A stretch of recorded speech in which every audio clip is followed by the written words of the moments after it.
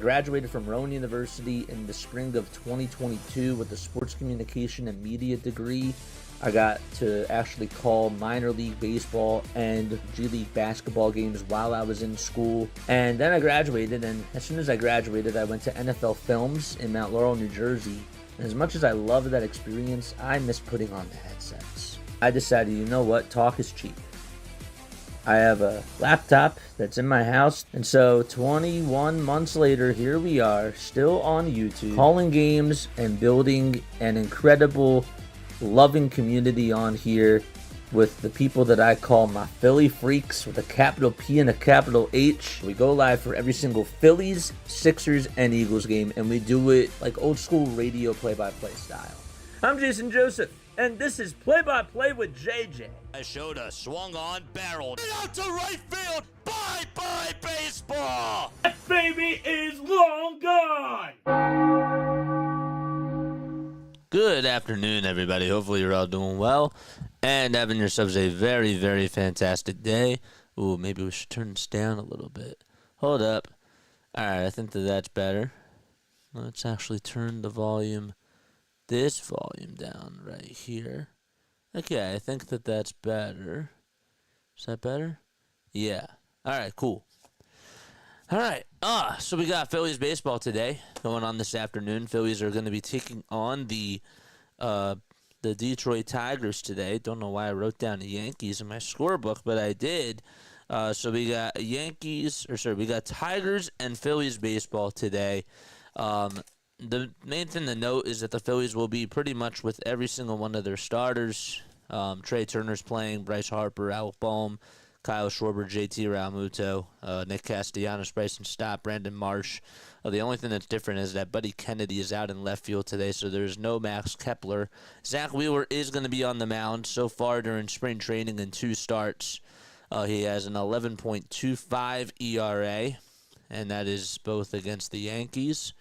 That's where he pitched in both of those games. And so he'll try to get a crack at it today. It'll be interesting to see how he does. I'm mainly looking for him to just go 4 or 5 strong innings today. Hopefully his pitch count is not too high.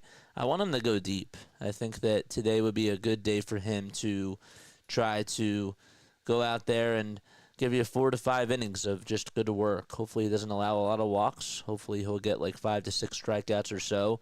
The four-seamer and also the slider will look effective out there. He's facing the Detroit Tigers, and the Tigers have pretty much their starting lineup, too. They got Wenzel Perez, they got Riley Green, Gleyber Torres, Kerry Carpenter, Colton Keith. So a lot of their starters are playing out there in the field today. Hit that thumbs up button, guys, and make sure that you guys hit the subscribe button as well, and turn on those notification bell icons, too, and that way you'll know when we go live for Phillies, Sixers, and Eagles games. That's what we do on this channel. Yesterday was a little bit disappointing. I was not really happy with how the younger guys did yesterday, and I still mean what I said in regards to what happened in the prospects game, the spring breakout game, and also last night. It was just a little bit weird how, again, we go to a minor leaguer who is pitching in the ninth inning, and I have nothing wrong with that. But I just watch them blow the game again, and it's just a little bit annoying, you know. But are they going to make are those the types of people that are going to make the roster to start off the season? No. I'm more so frustrated and disappointed with the whole organization in regards to their farm system. And I brought this up last night because the main thing is that if we want to go after a top player at the deadline, which could be the case, like Vladdy, something's got to give. And you have nothing else to give in the farm. Then you're going to have to give up guys at the big league level. And it also just seems like that they don't really have as much of a future, you know, with the squad moving forward. So they're in a win now mode, and there's not really a lot of too many bright spots in the future ahead. We can talk about Andrew Painter. We could talk about Aiden Miller and Justin Crawford. Even though Miller has not done a good job in spring training so far, that can change. But I've just been a little bit underwhelmed, and also I'm just a little bit antsy. I don't know about you guys, but I'm so ready for regular season to just start. I wish it was here tomorrow. I know that we got the Dodgers and the Cubs coming up this week out in Tokyo, which will be really awesome to see, and that'll give us a little step forward to opening day. But yeah, I really am just at that point now where I'm just ready for opening day baseball at Citizens Bank Park, even though I know that they start out on the road and they play out in Washington, but still. So, all right, let's get into today's starting lineups. Hello, everybody. Welcome on into the chat. Hopefully you're all doing well. Asia's here. What's going on? Katie, what's going on? Denbrew. Yes. All right, let's get into our live stream and let's talk about this, all right? So, for the Philadelphia Phillies, we got Zach Wheeler going up against Tariq Skubal. It's two aces going up against each other. Wheeler is going to be on the mound. Phillies are in their white and red pinstripes, and along with the Bell baseball caps. It's a big blue bell and red caps as well. So Wheeler is going to be pitching. He went 200 innings last year and had 224 strikeouts, along with a 2.57 ERA and 52 walks allowed. And the lineup that he's going to be facing will be this: Wenzel Perez playing out in center field. Riley Green, the left fielder's batting second. Gleyber Torres is the second baseman, and they'll be hitting third. You got Kerry Carpenter out in right field. They'll be batting fourth. Colton Keith is over at first base, and he will be hitting fifth. Then you got Javier Baez over at shortstop. He'll be batting sixth.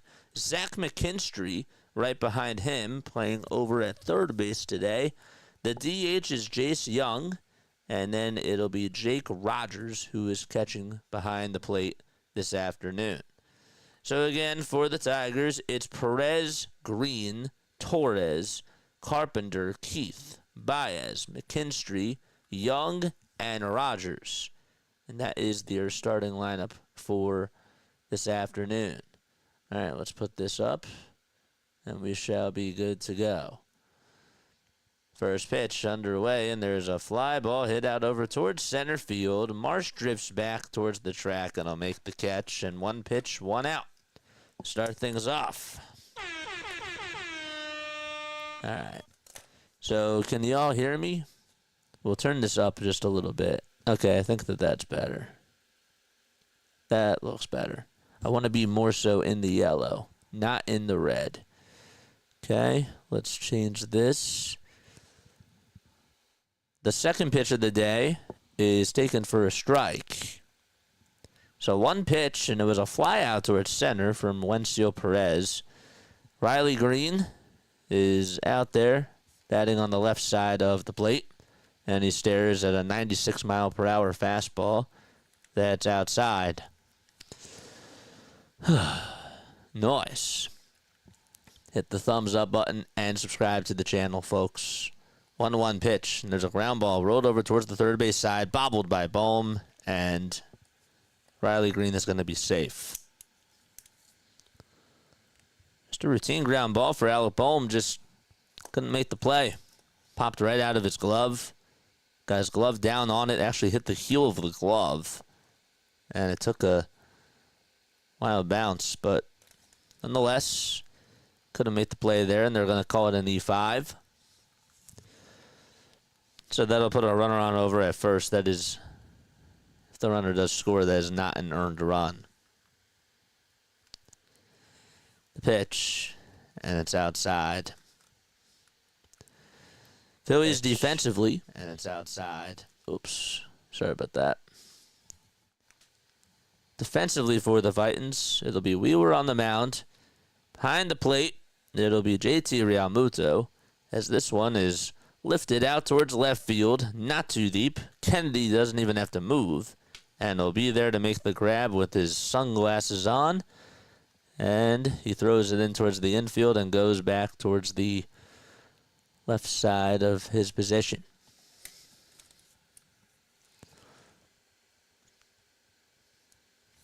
And Kerry Carpenter's coming up to bat. 2 outs, top of the first, and a runner aboard. And Wheeler will get set at the letters again as he kicks and deals, and there's a broken bat, foul ball. The broken bat actually went over towards the mound, and the ball went over towards the third base side, and Wheeler had to duck out of the way. Bryson Stott got a big piece of the bat as he hands it off over towards the bat boy. It literally just hit Zach Wheeler right on the foot. So darn it. Don't forget to like and subscribe, baby. What's going on? Carlson Digital Media, what's going on? I got 2 nephews with the organization, Trent Farquhar, and the other one is Micah Odenbright. He did really well yesterday. To come into a bases-loaded situation and, be down in the count 3-0 and strike out 2 batters in a row and get out of that inning, he was really impressive. He did a really nice job. 1 ball, 1 strike, 2 outs, top of the first, and a runner on over at first base in the next pitch, and there's a chopper that's fouled. What do I think of the potential with the club? I like some of the players. I do. I like Justin Crawford. Thought that Odenbright did actually really good yesterday, as I mentioned. Trent Farquhar, I'd like to see him play a little bit more. I really would. I'd like to see him play a little bit more during spring training. Maybe he'll get some playing time tomorrow. 1-2 pitch, and there's a foul ball. Looks like he could be a pretty good contact hitter. Like some of his 2-strike approach swings that I've seen from spring training so far.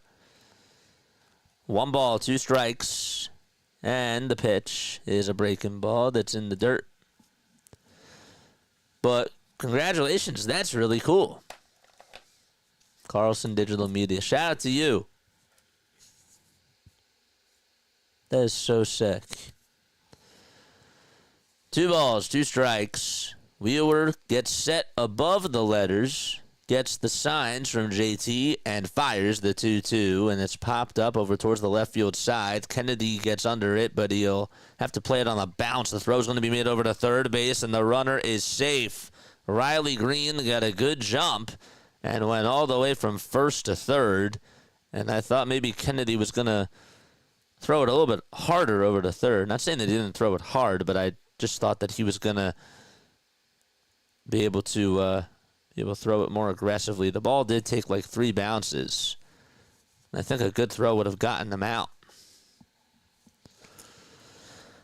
So that'll be called a single. It's a bloop single, with 2 outs here in the top of the first. Didn't think he really got a good read under that. And sometimes, like when you're watching it on a monitor, it's a little bit hard to tell where the ball was above the monitor. But nonetheless, it is a single, and Cole Keith is up, and he takes ball 1. Got the A-team on the field today. Yeah, I'm so proud. Trent is hard to get out. Yeah, I agree. I think that he has, I do think he has potential. 1-0 pitch. Check swing. Did he go? Third base umpire says no. We appreciate you guys for being on here. Love you all.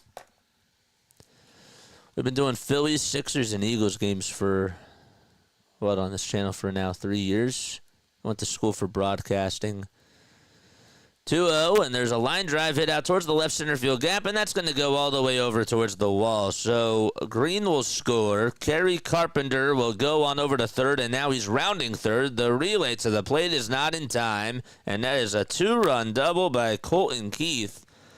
And the Detroit Tigers are on the board. They were through a fastball that was over on the outside edge.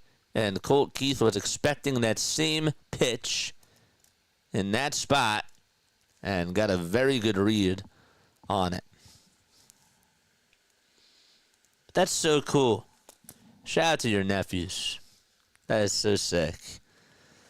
12 days until opening day. 2 outs and a runner on over at second. And the pitch is a 95-mile-per-hour heater that's taken for strike 1.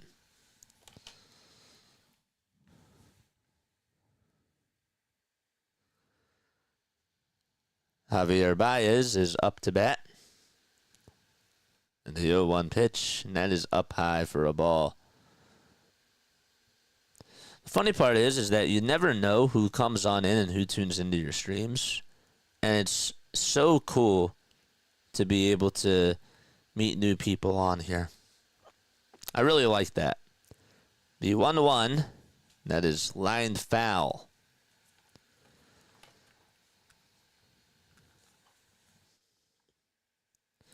Where do you think Trent is going to start this year?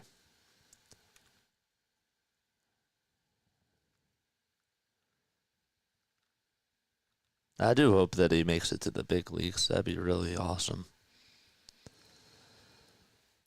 1-2 pitch. That is in the dirt for ball 2. Javi played in 80 games last year. The count is tied up.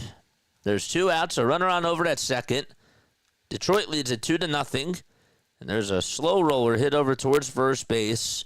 Harper gobbles it up, and he'll tag the bag for out number 3. Baez wasn't even running at all. He ran just a little bit, but he was running very slow. And the inning is over. So the Detroit Tigers, they send 6 men up to the plate. They get 2 runs. None of them were earned from Zach Wheeler, but it is 2-0 thanks to a 2-run double by Colton Keith, and we go to the bottom of the first. Oop, just found a little inset over here.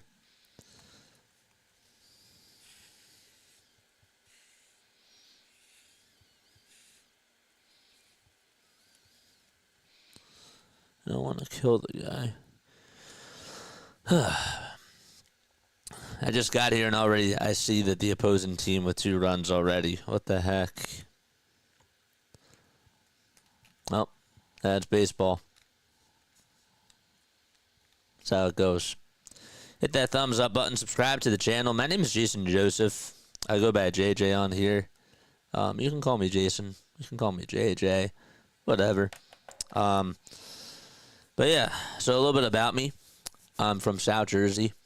I went to school at Rowan University for sports broadcasting. Graduated in the spring of 2022. Interned at NFL Films. While I was actually at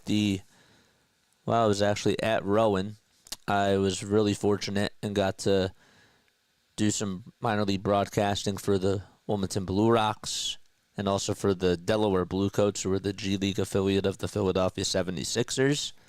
So that was awesome. And I started my own YouTube channel because I figured it would be a very good way to make a nice community on here. And for people that just couldn't tune into the games, I figured it gave them an alternate route. You know, we don't show the games on here because that's illegal. And it also sort of gives me a chance to work on my radio skills, which I think is really awesome. And we're building a brand. We're building a community. And I think that we have a very awesome group of people. Not just a group, but a family of people. 1 ball, no strikes, and the pitch from Tariq Skubal is fouled away. He had a phenomenal year last year. 228 strikeouts, along with an 18-5 record. He's a left-handed pitcher. 18-4 record, and a 2.39 earned run average.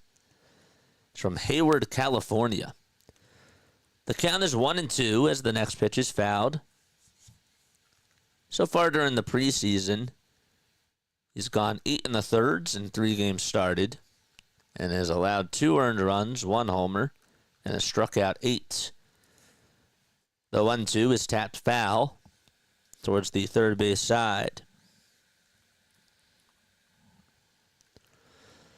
So it's Turner, Harper, Bohm, Schwarber, Realmuto, Castellanos, Stott, Marsh, and Kennedy as Turner stays alive and fouls off a changeup.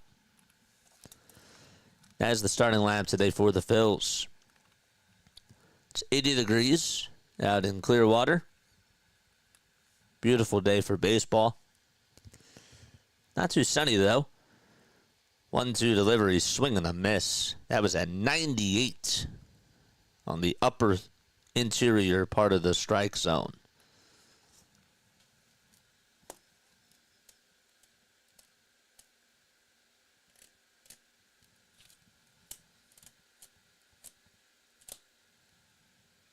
I'm trying not to kill this thing, but this guy just keeps coming back on. So a strikeout. And Harper taps it over towards the first base side. It is a foul ball.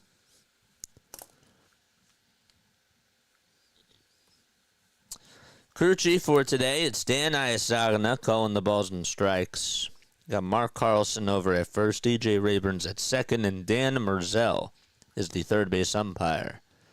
Skubal kicks and fires and throws a changeup that catches the outer part of the plate for strike 2. He's not wasting any time. He'll get set and wind up again, and Harper gets a piece of it and stays alive at 97.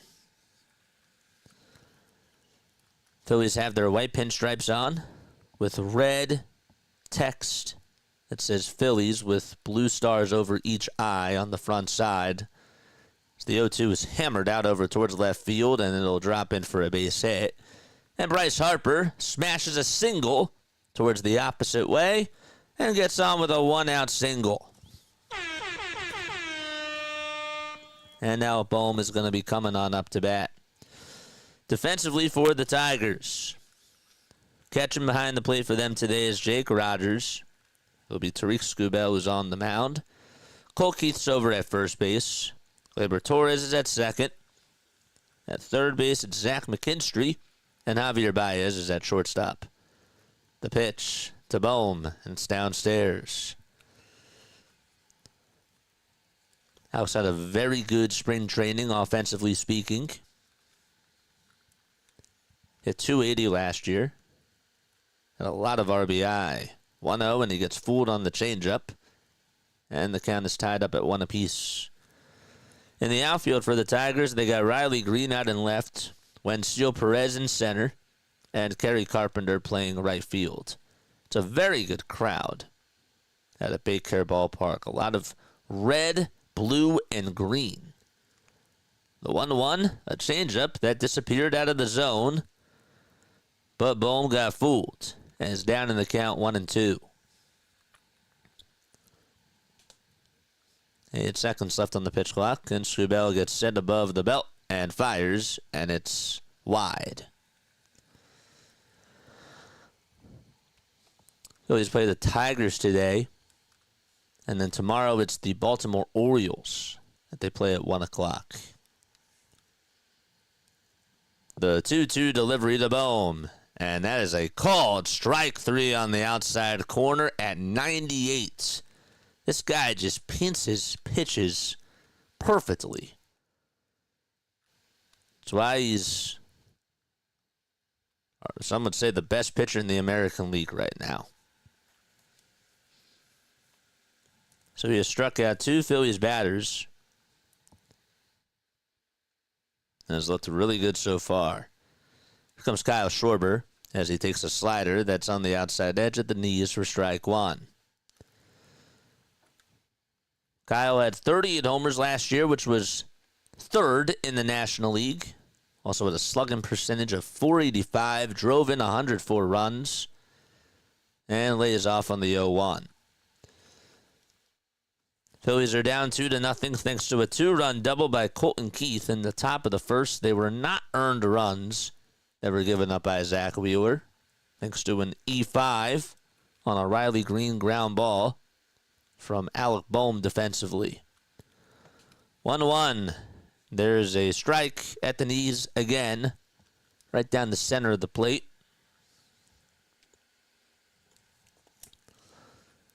Bryce is over at first. He got on with a single, and the 1-2 to Schwarber, and that is foul tipped into the glove for strike 3. And Tariq Scubell strikes out the side. No runs, 1 hit, 1 man left. We've played 1 frame and head to the second. 2-0 Tigers.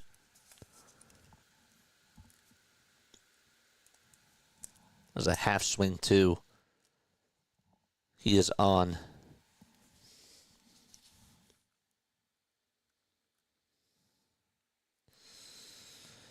Hit that thumbs up button, folks. And hit that subscribe button as well. We love you all. Thanks for subscribing, Carlson Digital Media. Appreciate you. I really appreciate that very, very much. Carlson Digital Media, if you are still here, where do you think Trent is going to start this year?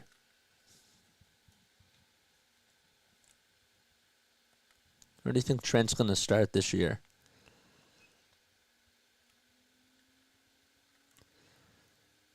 Trent is hard to get out. Yeah, I agree with that. And where do you think Micah's going to start too? Again, like Micah pitched really well yesterday. We were talking after the game, and I said that Micah was one of the bright spots yesterday because he comes in with bases loaded, and he's down in the count 3-0. There's a lot of pressure. There's a lot of people watching, and he gets himself out of that jam.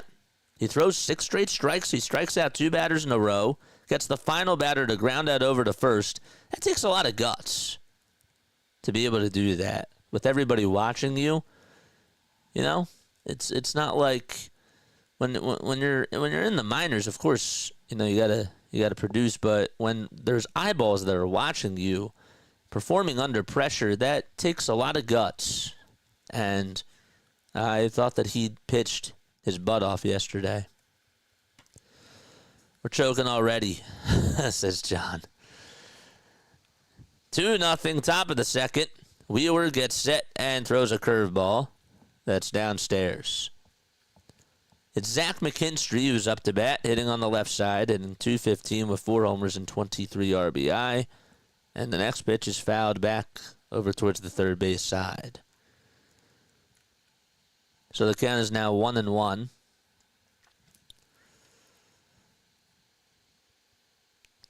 Tigers have their dark blue uniforms with the orange text and numbers and the Detroit logo on the left side of the chest. The 1-2 pitch, that's sliced foul. Aloha, John. How are you? We need 88 more subscribers for us to get to 5,000 by opening day. Tomorrow we got the Phillies. We're not doing the Sixers. They play at 1 o'clock. We're doing the Phillies game. Monday we got the Phillies. And I think we got the Sixers, right? 1-2 delivery, and that's down and away for ball 2.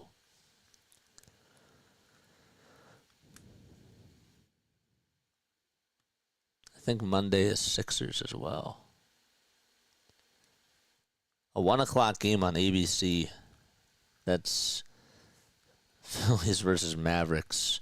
No Anthony Davis, no Kyrie Irving, no Tyrese Maxey, no Joel Embiid, no Paul George. Oh boy, everybody is going to love that on national TV as the next pitch is down and away for a ball. The count is now 3-2, and the payoff pitch from Zach Wheeler, and it's fouled back. Kinstry gets a piece of the fastball. It's coming in at 96.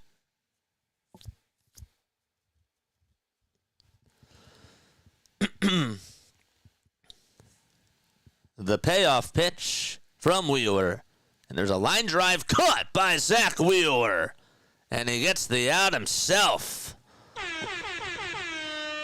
And he gets some golf claps.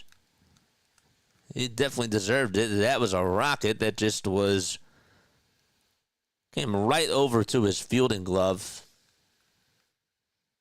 And he caught it perfectly. You hold your breath for a second if you're a pitcher in that situation, because you're like, oh gosh, what do we do? And you just got to react quickly. Yes, sir. Yes, sir. No balls, 1 strike. Top of the second, 1 out, and the 0-1 misses inside to Jace Young. Wheeler did allow a 2-run double back in the top of the first, but they were not earned runs. They were not his fault. The hit itself was. 1-1. That's inside and low for ball 2. The umpire's going to get some more baseballs. 10 seconds left on the pitch clock. Wheeler with 30 pitches already. His pitch count has gotten pretty high, and he misses the zone again as it's wide. 9+ subs. We need 88 more, baby.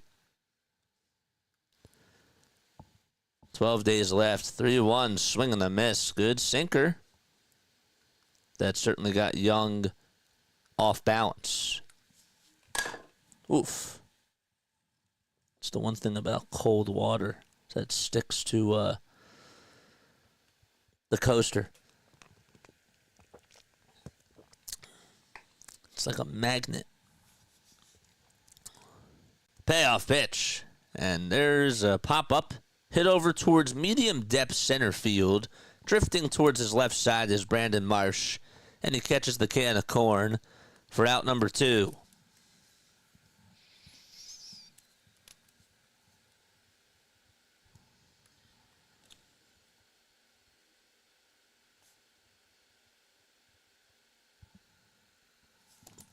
What's up, Chad? How are you doing, my friend? 2 gone in the top of the second. Wheeler kicks, steals, ground ball, hit over towards shortstop. Turner spins, he turns, he throws over to first, and it's in plenty of time to get out number 3. And Wheeler gets himself a 1-2-3 inning. We go to the bottom of the second. It is 2-0.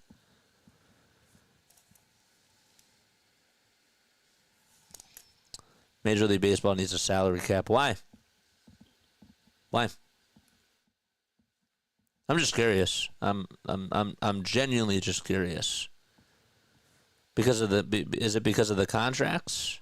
Because of like all the ridiculous contracts that we're getting now with Juan Soto and all that? Is that why? I'm just genuinely curious. I was doing some research today, and I never understood this. Okay. Thought that this was interesting. We'll talk about it in a little bit. I want to get to your thought, though, about this salary cap stuff. Let's stay on point here. I feel like telling Rodgers to stick something up and say he is retiring, says Chad. Well, that's pretty pleasant. That sounds pleasant. Why do you want him to retire? Because he's just that bad? I think he should do what he wants, man.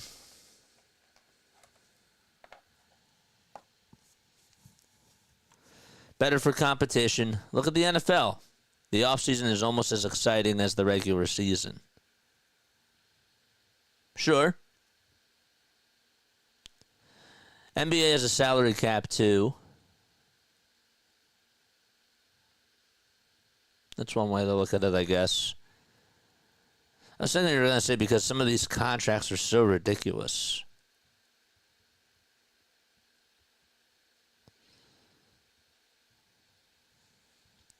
The pitch. There's a called strike that's on the inside corner. Rodgers needs to go away, says Larry. 0-1 pitch. There's a knuckle curve that's taken for strike, too. This guy has a knuckle curve, too. What doesn't he have? He was the first AL Triple Crown Award winner since Shane Bieber, who did it back in 2020. But they didn't play in a full season that year. But for him to do it during a full season, that's awesome. 0-2 pitch. Grounder rolled over towards the third base side. Picked up by Keith, and the throw over to first is in time. And there's out number one. McKinstry, that is, excuse me.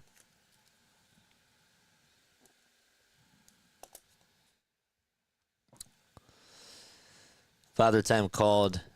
Aaron picked up the call. Yeah. It was like yesterday, like when you called me. Called into Aaron Rodgers' Batman hotline.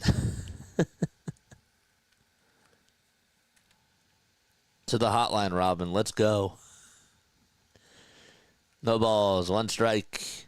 And the pitch to Nick Castellanos, and he takes a hack at a 90-mile-per-hour fastball that's right down Broadway, and he's down in the count 0-2. Castellanos last year played in all 162. 0-2 pitch to Casty. Grounder rolled over towards the right side of second base, and the throw over to first will be in plenty of time to get Castellanos. So Casty goes up against his former team and grounds out. And there's 2 up, 2 down.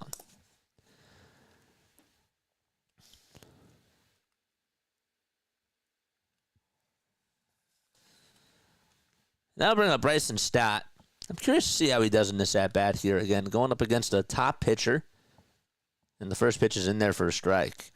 I do like how a lot of the hitters today so far, they're not necessarily swinging at the first pitch.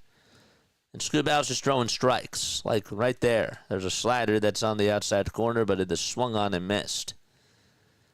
So he's throwing strikes. And sometimes that just happens. Except I know I'm old and I'm past my prime. It's true. 0-2 pitch, and that's downstairs. Good eye. Marsh is on deck, and Buddy Kennedy is in the hole. Surprised they're having Marsh go up against a lefty. 1-2 pitch, swing and a miss. And Bryson Stott is down on strikes. That's now 4 strikeouts in 2 innings by Tariq Skubal. And we head to the top of the third. It's 2-0 Detroit.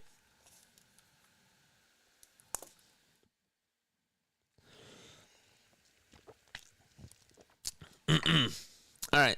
So back to this whole thing. By the way, if you are new to the channel, hit the thumbs up button. Subscribe to the channel. Do that right now. I want us to get to 100 likes today. I'm on the road to getting 5,000 subscribers for opening day, and I'm 88 subscribers away. I would really appreciate if you guys hit that subscribe button just to help me out, and also just to extend the algorithm. So, be really cool.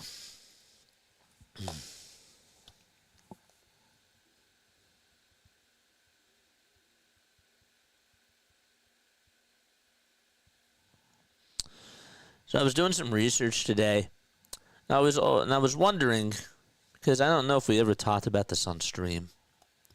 Why are the Cincinnati Reds called the Reds? So I was a little bit curious about this. Okay? And so I found that the team actually, according to MLB.com, the name originated from the high red socks or stockings that the team wore with its knee-length pants. Okay, it was formed by a guy named Harry Wright back in 1869, and the team played its home games at Union Grounds, and that was just west of downtown, right? And so I never really understood that. But the high red knee socks became their defining characteristic and the source of their nickname. And so then I wanted to look up, well, what about Red Sox? As the first pitch is in there for a strike, and Wheeler is back out there to pitch. 0-1, and that's up high for a ball. And the Red Sox name originated back in 1908. The owner, his name was John Taylor, and now it was the owner of the team after the Boston National League team now, which is the Atlanta Braves, abandoned their red stockings, and they decided to adopt red as his team's color and named the team the Red Sox, which I think is really interesting. So why wouldn't they just call them the Red Stocks, you know? 1-2 pitch, and that's down for a ball. Previous pitch was fouled away. The Boston National team, which was known as the Red Stockings, and then later they were called the Doves. They decided to remove their red stockings from their uniforms due to concerns that the red dye could cause infections and spike wounds.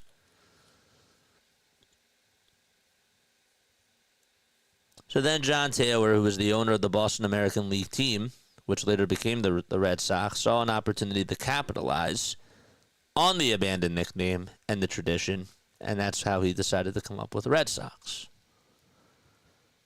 The pitch, line drive, hit out over towards right field. Castellanos gets under it and will make the catch.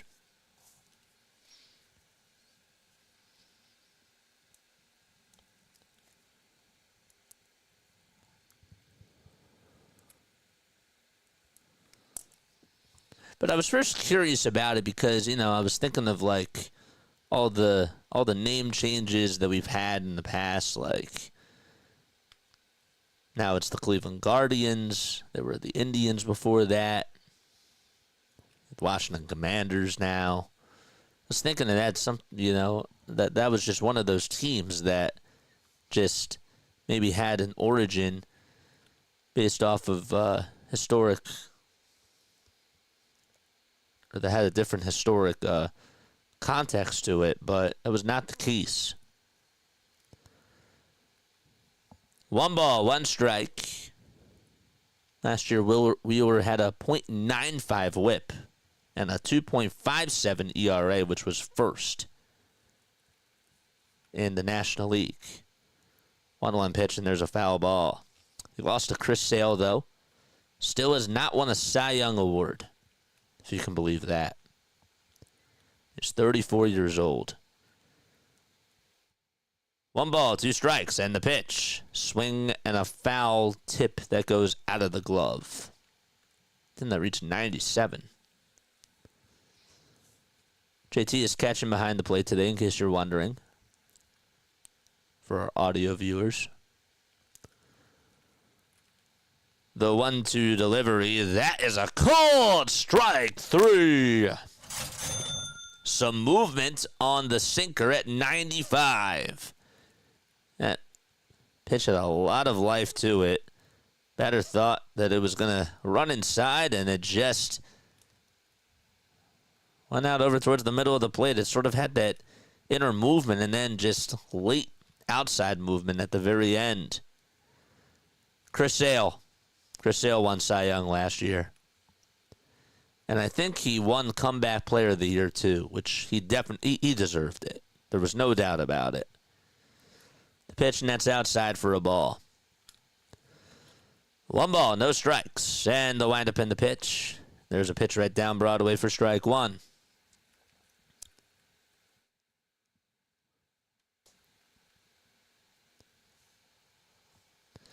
Gleyber during spring training, hitting .304. Former New York Yankee, and he'll foul off the 1-1. Right back over towards the screen. Tonight, the Nets play against the Celtics. They will not be on for that game. 1-2, and that's fouled back again over towards the screen. The Flyers are also on tonight. We're not covering that either. I got to go out tonight. Flyers play at 7. Gostisbehere is facing Michkov. Oof.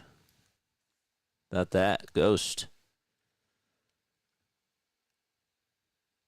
Forgot he's on the Carolina Hurricanes. One ball, two strikes to Gleyber Torres. This is his 8th season in baseball. And he lays off the 1-2 as it misses off the plate. Keep hitting that like button and keep subscribing to the channel. We got another sub. Sick. And the 2-2 delivery, and that just misses outside, and not by much. See the replay of this. They don't have a strike zone, so it's sort of hard to tell. The 3-2 is tapped foul. And out of play.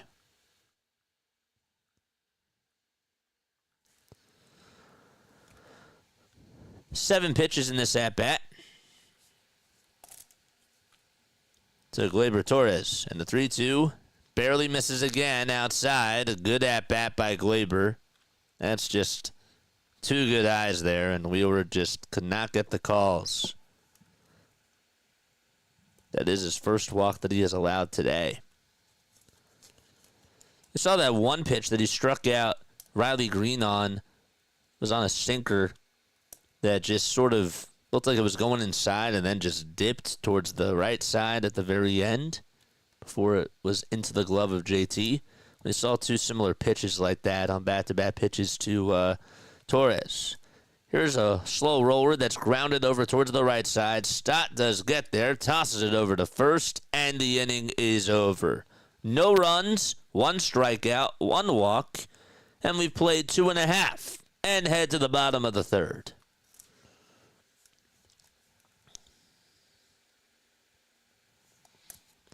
Hate to admit it, but the Phillies may be one of the dumbest names in team sports. I actually think it's a really cool name because it doesn't make sense.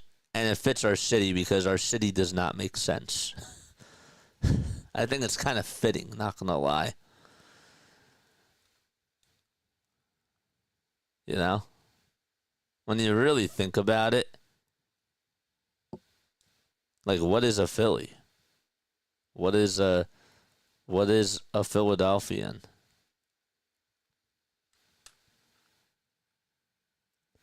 Phillies is the smartest team name. I think that, yeah, I don't know. I think, like, when you really think about it, it's really interesting. It rolls off the tongue very well. The Phillies. I don't know. Houston Huskies is equally dumb, says Larry. That's the Huskies. That's different.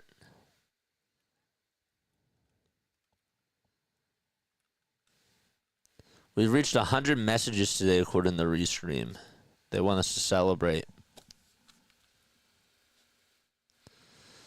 I'm just celebrating with a victory today. That's how I'll celebrate. If you're tuning in on Twitch, welcome aboard. My name is Jason Joseph. Hit that follow button for me if you have not done so already. If you are on YouTube, hit the subscribe button as well. I don't know why they don't just call it follow on YouTube. That's another little thing that kind of gets to me, because a subscriber, you pay for a subscription usually. So, but they call that memberships. 0-1, and that is on the outside edge for strike 2 to Brandon Marsh. But they're going to review this, and it is a strike. The Banana Slugs? Which team is that? You mean the Savannah Bananas or no? Shibby's here. What's going on, my friend? 0-2, and that misses wide, and that's at 100 miles per hour. He's getting heated up. He's all warmed up now, Scubell. The 1-2 to Marsh, and he fouls it away. And note this, it's a lefty. 34 watching, not enough thumbs up, peoples. You're getting yelled at in the chat by Shibby. That's not good. Don't make him yell at you. 1-2 pitch, and there's a check swing, ground ball. Hit it over towards the third base side, and the third baseman's just going to have to eat it up. And Brandon Marsh is able to get a single towards that third base side. Not much that McKinstry could just do there. And Marsh, it gets aboard. Cool. Atlanta Atlantes. Yeah, that's different. The Atlantes. The Atlanticas. Now that's, the Atlantics. That's cool. The Atlanta Atlantics. Maybe not. I take back what I said.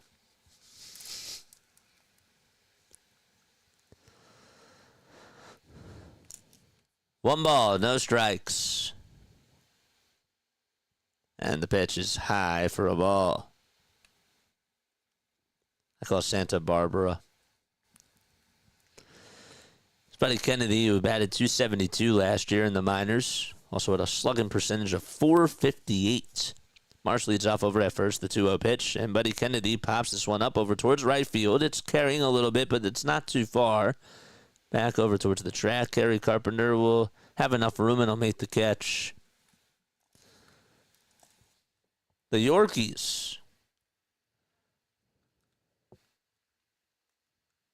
The Yorkies are dogs. New York Yorkies. Here comes Trey Turner. The pitch to Trey, swing and a miss.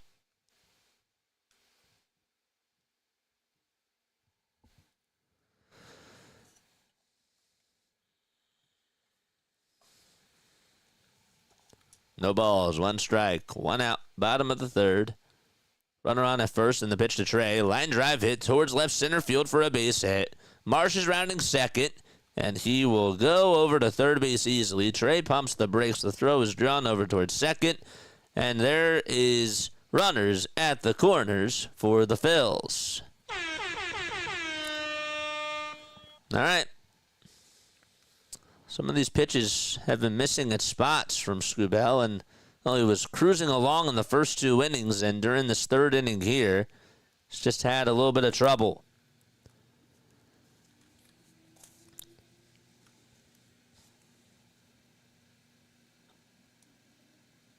Can't believe Buddy flied out on a 2-0 count.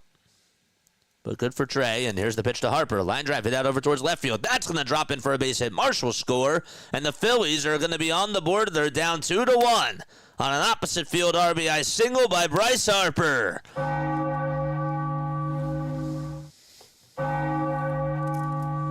Good swing on the barrel. He's had some good swings out towards left center field today. Or left field, I should say.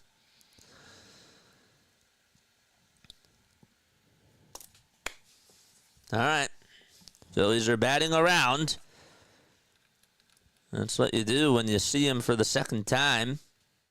Goes through the order the first time, and now he's struggling. And now it's Alec Bohm coming up to bat, who struck out looking his last time up on a 90-mile-per-hour pitch. And he takes the changeup downstairs for ball one. Let's go, chat.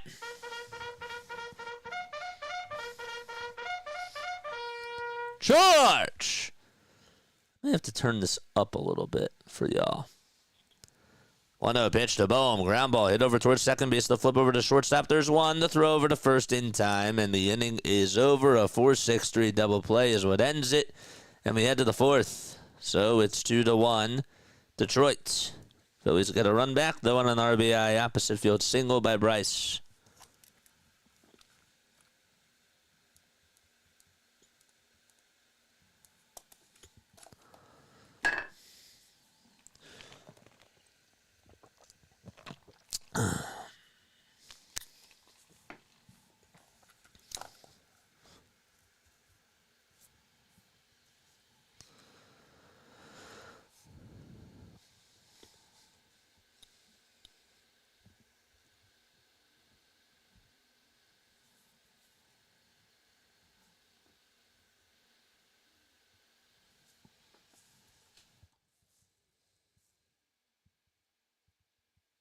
How's everybody's Saturday going so far?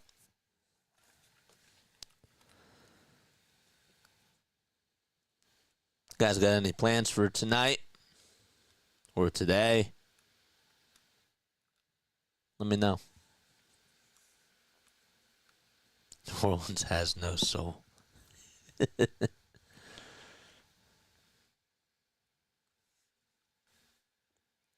We got 2 more subs, baby. Let's go. Thank you so much. I appreciate you guys from the bottom of my heart.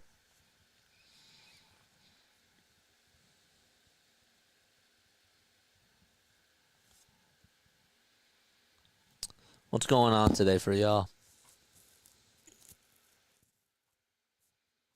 Who had beer for breakfast, says Shibby. There's such thing as beer for breakfast? I've never heard of that before.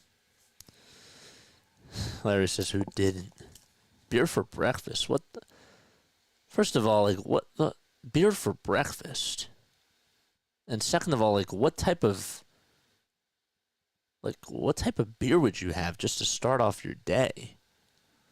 That's actually a thing? Harper, by the way, is hitting .423 during spring training so far, thanks to a notification I got on Twitter from a very valuable source that just went away. It was Phillies tailgate. The pitch, and there's a called strike. And the pitch, and there's a foul ball. Is Javi playing? Bateman Nation, what's going on? How are you, my friend? Rashad Bateman Nation in the chat. Love it. Javier is playing. He's actually up next. Colt Keith is up to bat right now. It's no balls, 2 strikes. Zach Wheeler is pitching.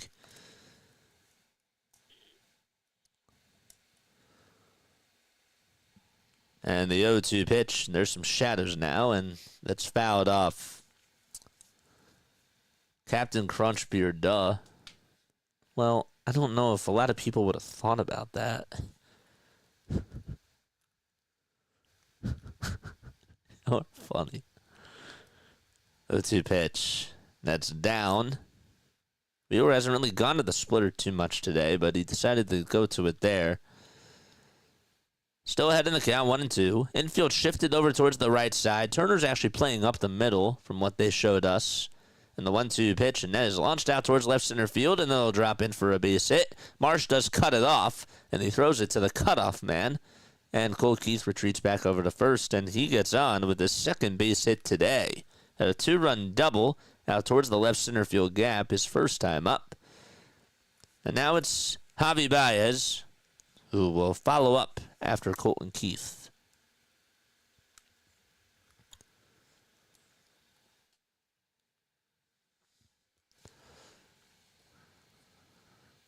I guess that, if you're going to a Dage or something, then, you want to pregame before. And if the Dage starts at noon, I guess that you got to technically have it in the morning. So I guess that there is such thing as a beer for breakfast. No balls, one strike to Javier Baez in the pitch. And there's a ground ball hit over towards shortstop. This could be two. The throw to second. There's one. The throw to first in plenty of time for a double play. So Javi grounded out to first his first time up and grounds into a double play here.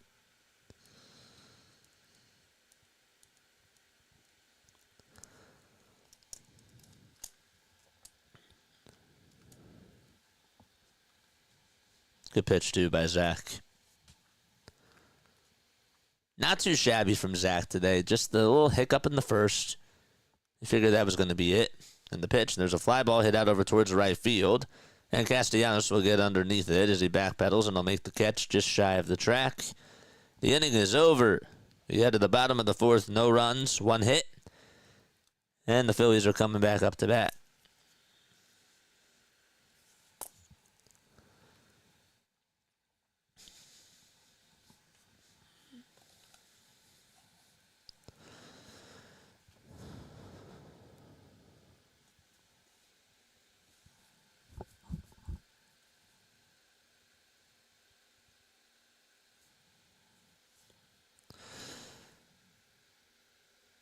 Bateman Nation, thank you so much for subscribing to the channel. Appreciate it. Thank you very, very much. Guys, my name is Jason.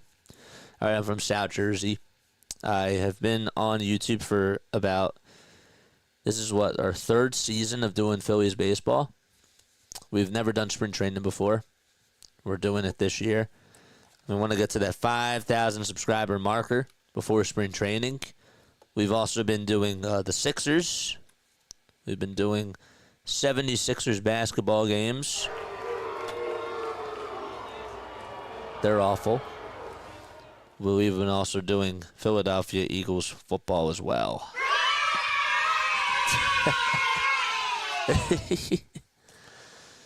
So, yeah. We have fun. We're going to be doing some more baseball this year, too. So if you enjoy these calls, they're more so relaxed. And it's cool if you're away from your desk in the afternoon and you can't watch the TV and you just want to hear something on its background noise. I encourage you all to tune in. Jason Joseph from Jersey, Triple J. Yes, sir. My favorite team is the Hornets. Yeah, we are absolutely terrible. Yeah, I mean, I say that the Sixers have been bad this year, but I don't think we know what's bad compared to you guys. You and the Washington Wizards, Here comes Kyle Schwarber. First pitch is in there for a strike. Second pitch, he goes around. It was on the outside corner, and he sort of half swung at that pitch. That's the second time he's done that today. Down in the count 0-2, and the pitch to Schwarber, swing and a miss. Good morning, good afternoon, and good night. 3 straight fastballs. That one climbed the ladder at 98.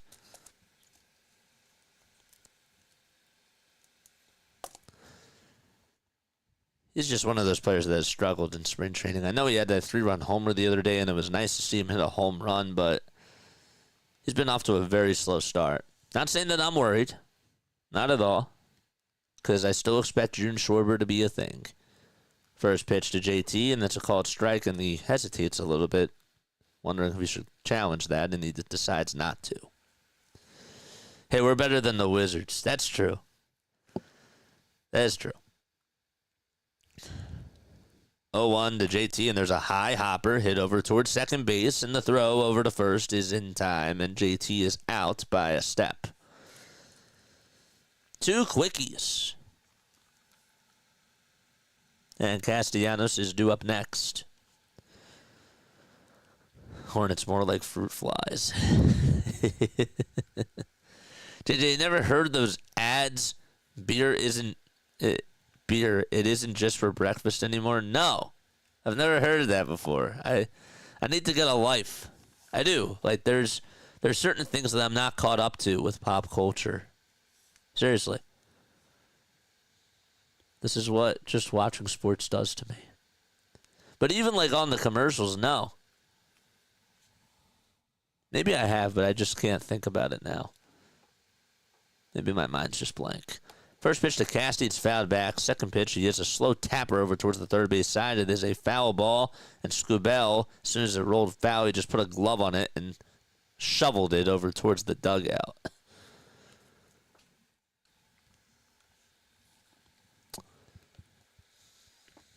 All right, let's go.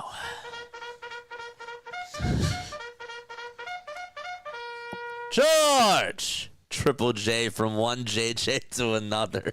All right, who changed their name? Just kidding, just kidding. I don't think anybody changed their name. What's going on, my friend? Scoop Puck, if he played hockey. Is that what you're going to call him? How many people do we have tuning in? Make sure you guys let us know who you are down below.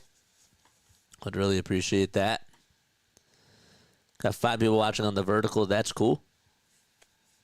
The 0-2 to Castian. He looks at strike 3 right at 100 miles per hour down Broadway, and the inning is over. So, a 1-2-3 inning for Tariq Scubell. He strikes out 2 batters and gets JT to ground out to second. We've played 4 frames and head to the top of the 5th. Triple J says, I'm a Cubs fan. It's been rough. Ugh. I'm happy that we have fans on here, and of course everybody's welcome, don't get me wrong, but it's kind of nice to be able to have fans that have that blue-collar mentality type of a thing that are just cool. I was so happy when the Cubs won the World Series back in 2016. That was personally one of my favorite World Series that I got to watch. And I don't really know the history of Chicago like that. But to be able to have a franchise for so many years, go through so much, and even just in recent history with with the foul ball incident and Milton Bradley, I can't think of the name, Catching Hell, that whole documentary. I still have that on DVD. But just to be able to go from that and win a championship, it's really cool. And it's special, and you'll always remember it. I like rooting for the underdog. And even that year, it's Cleveland going up against Chicago. That was the whole 3-1 season, right?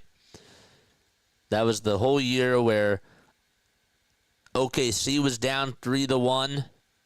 It was up 3-1 against Golden State in the NBA Western Conference Finals. Warriors came back to win.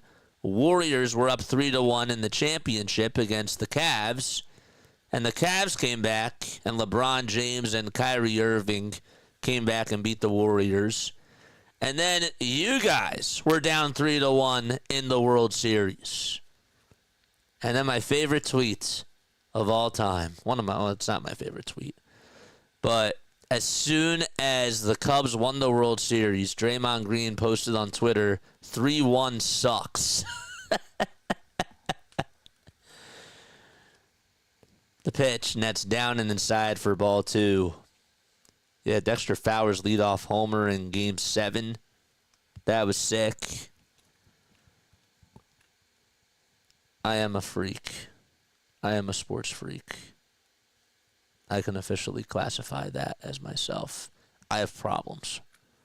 But so do you guys, and that's why you guys are here. It's good problems. 2 balls, 1 strike, top of the 5th. Nobody on, nobody out. And the pitch from Wheeler, swing and a miss. 108 years, says Larry. Yep. I'm also a Bears fan. Yep. I feel that. 2-2 pitch. There's a line drive foul ball. You guys have had a good offseason, though, so far.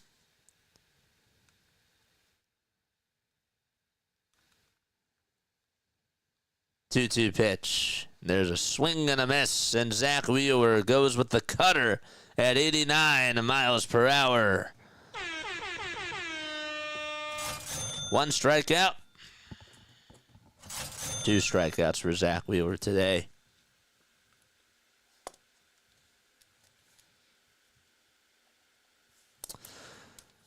Not 200, just 2. The pitch, and there's a foul ball. We always have a good offseason, JJ. Hey, JJ, I'm creating a GIF with a cavalry general leading with a charge, horse and a rider across the screen. Does that sound good? The 0-1 pitch, and that's a foul ball. I'm honestly, I don't want to get like too like animated with the emojis because I don't really know how many members we're going to get this year. So I want to stick. I like some creative ones, but I want to stick. I want us to get like Schwarber, Casty. I want us to get the main ones first because we don't have too many members, and I want us to stick to. I don't want us to go too overboard, if that makes sense. Of course, I would love like those kinds of stuff down the line, but I don't want to overdo it now because we only have like what 15 or 12. I don't even think we have 15. 1-2 pitch. That's outside for ball 2. Oh, it's a GIF. Why did I say emoji? Sure, you can create that as a GIF. Oh my gosh, I'm doing too much at once. 1 out, top of the 5th, nobody on, and the 2-2 pitch from Wheeler, swing and a miss. And there is out number 2, and back-to-back strikeouts. 1, 2, and 3. See those chairs in the chat. My bad, I misread that. The pitch, here it is, swing and a miss. I don't understand how Chicago has 2 baseball teams. I've never understood that. Like, why they still have 2 baseball teams. And Reinsdorf doesn't want to sell, 0-1, and there's a ground ball hit over towards the first base side. Harper plays it on a bounce, and Perez is out as Harper does tag the bag. And we go to the bottom of the 5th. Good day by Zach Wheeler. Let's go. Bottom of the 5th coming up. Okay. Yeah. I totally misread that. As a GIF? Yeah. Sure. As a GIF, that'd be kind of cool. New York has 2 teams. Yeah, but that's different. Like, they're a big market, right? The Dodgers have 2 teams. Like, I understand that. But what's a GIF? A GIF is a moving picture. It's the in-between of a video and a picture. It has motion to it. That's the best way I can put it. So, like, it's something that's looped,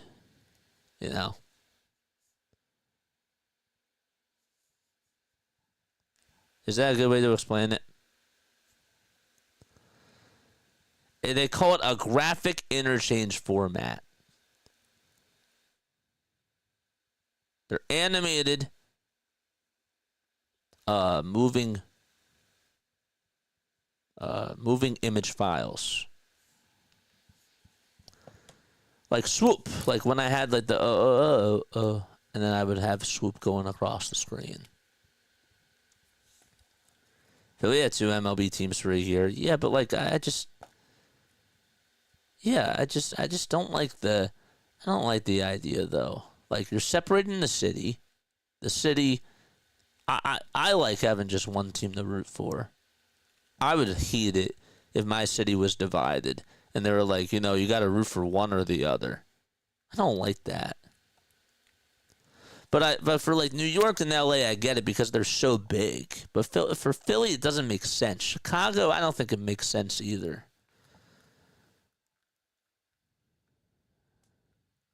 The pitch, and there's a swing and a foul ball to Bryson Stott. And the pitch is right at the knees for strike 2 at 97. So Scubell's pitching. Still 53 pitches. Got Stott to strike out swinging his first time up, and Stott gets a piece of the four-seamer and stays alive.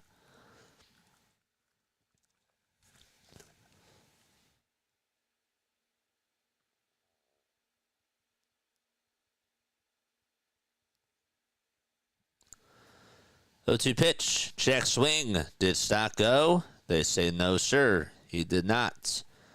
83 subscribers away from 5K on opening day. Beautiful. Next pitch, and Stott gets barely, and I mean barely, a piece of it. If I don't read your comments, don't take it personally. 1-2 pitch, and there's a line drive that's hit out over towards center field and drops in for a single, and Bryson Stott gets on with the base hit and, well, took advantage of a hanger from Scubell. And that was a little mistake, and good for Bryson. But to finish out my point, I can't read everybody's chat. It's not like I'm ignoring you or anything. So if you guys have something important that you do want to say, I read all super chats. I do. Every single super chat I do read.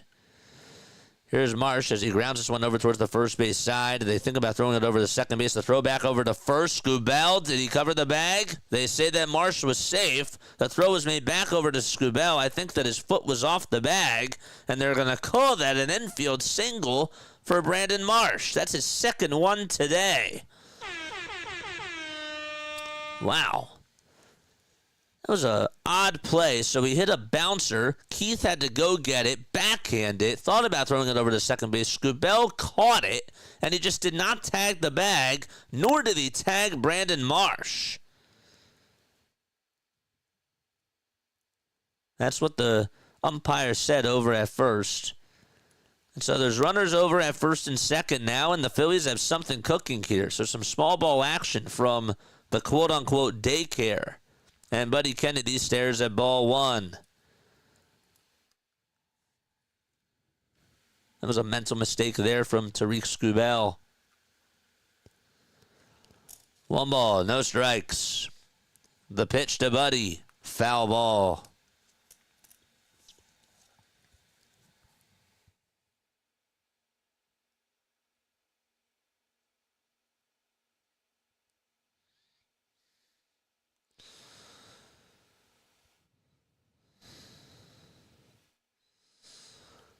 One pitch on the way, and there is a strike. 2, it's a slider.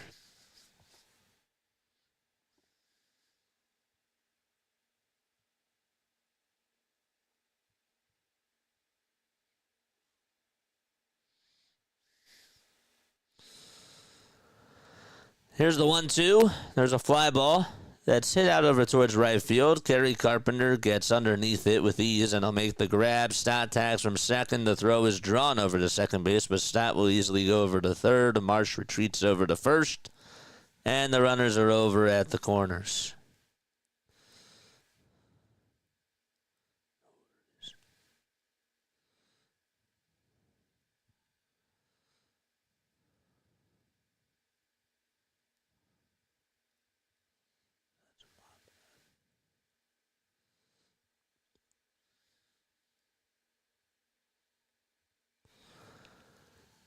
Now it's Trey Turner coming up to bat. All right, let's lock in. Tying runs over at third. And the pitch to Trey is swing and a miss. That fastball was upstairs.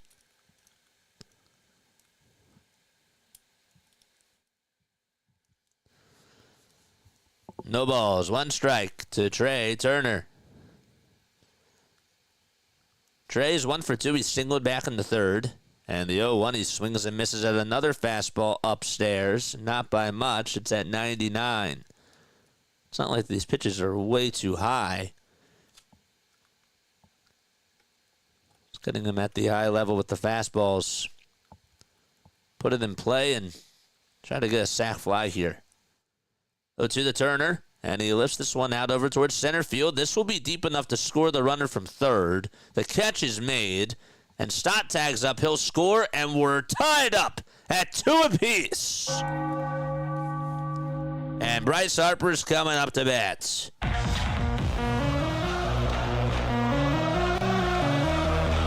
Let's go.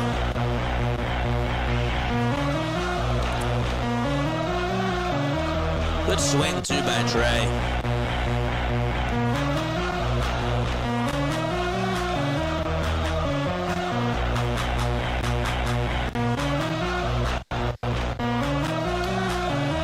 Two outs. Here comes Bryce Harper to the plate. BH3, baby. Let's see the Harper emotes. First pitch to Harper, swing and a miss. Got a slider right down the middle. All right. Let's go, chat. George! Harper's 2 for 2 today with singles out to left field, including an RBI single. The 0-1, swing and a miss. Got another slider right down the middle. It's funny how Scubell goes to 2 pitches that are a little bit high, and he throws fastballs to Trey. Even though Trey still got a piece of one and got the job done, he throws 2 off-speed pitches to Bryce Harper here. The 0-2 pitch, swing and a miss, got a changeup that disappeared out of the zone. And the inning is over. Phillies tied this baby up at 2 apiece on a sac fly by Trey Turner. The inning is over. We played 5 frames. Would have loved it if Bryce came through there. Time is it? It's only 2:20. This game is, what, an hour and 15 minutes old?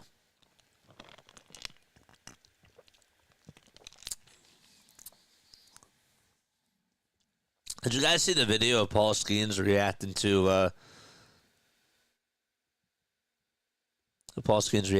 him making the opening day roster?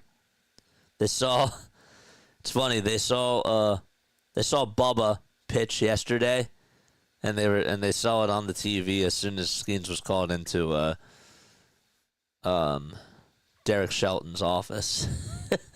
Thought that was kind of funny. Hit the thumbs up button, folks. Hit the subscribe button as well. Let us know where you're tuning in from and how you found out about Play-by-Play with JJ. Appreciate you all so much for being on here. Help us out by hitting that thumbs up button and subscribing to the channel. We got 42 viewers over on the main YouTube one, so that's nice. Only 27 likes, though. We got to get that number up. Let's get to 50. Let's try to get to 50. All right. Let's start a poll. Can we get to 50 likes? I'm going to make sure that we type that in right now once I find out where I put the darn keyboard. There it is. It's right in front of you. Sometimes you look around and you don't realize that the thing that you're looking for is in your own backyard. Funny. Okay. Can we get to 100? Can we get to 50 likes? Yes or no? Am I glitching?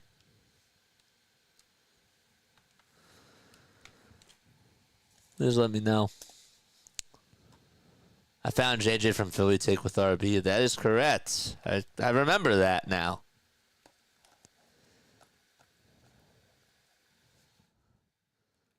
I remember that. Yeah, you did. Was that the first game I subbed in for him? I'll never forget that day. That was so cool. Everybody was rocking in that chat. The pitch, and there's a called strike on the outside corner as Jose Alvarado is pitching. No glitch, JJ. Thanks. Appreciate it. We just got mentioned on X. Oh, thank you. Dr. Shibby. Shibby, you're the best. I don't even follow you, man. Oh, now I do. I didn't know that you were on Twitter, man. 0-2 pitch on the way, and that's down for a ball.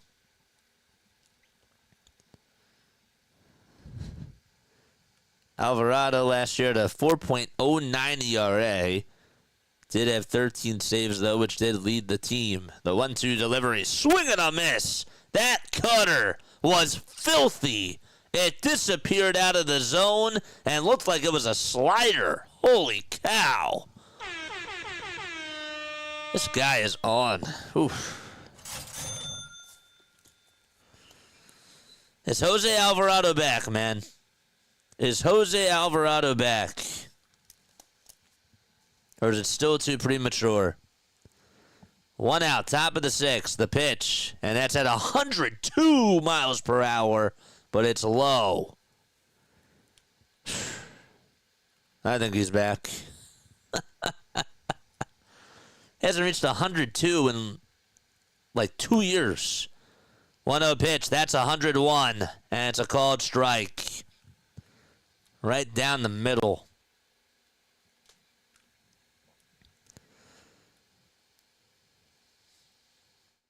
The 1-1 pitch from Alvarado, that's at 102 again as it catches the inside corner for strike 2. 3 straight pitches in triple digits for Alvarado. The lefty, the 1-2 on the way. That cutter was at 96, and that one looks good to swing at, but Torres holds his horses. He has been the best thing that the Phillies have had in spring training. The 2-2 pitch, swing and a miss, 102 again. Back-to-back strikeouts by filthy Alvarado. Oof.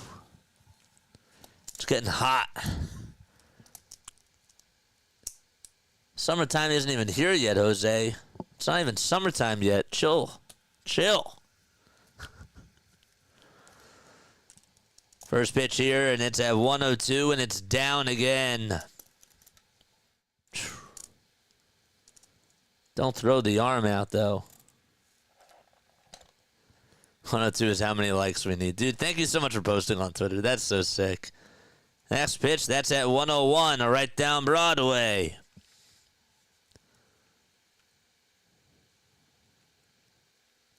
The sinkers are just ridiculous.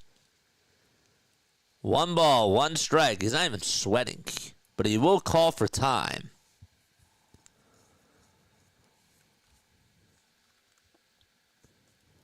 I have to remember to.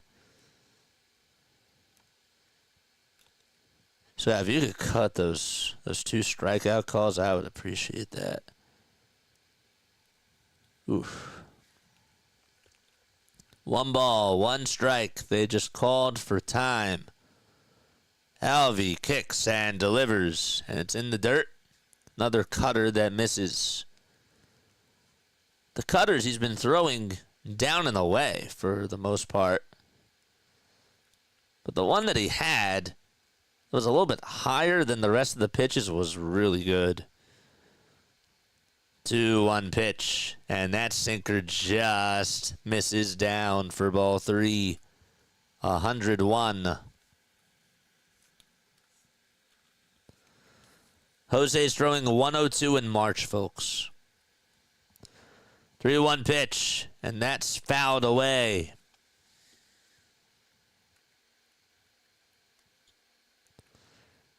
Last year, I think he only reached 100. I don't think he reached 100 a lot of times last year. The year before, he did. 2022, he most certainly did. The payoff pitch from Alvarado. Fouled back towards the screen. Wonder how Steve Bartman is doing nowadays, says John. Yeah, we were just talking about him. Just talking about him.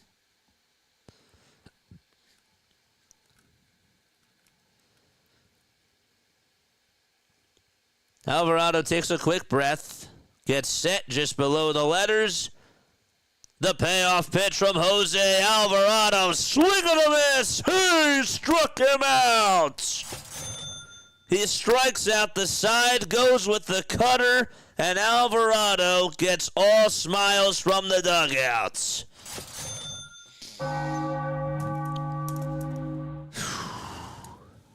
Wow. I'm cutting that right now. Strikes out the side. 1, 2, 3.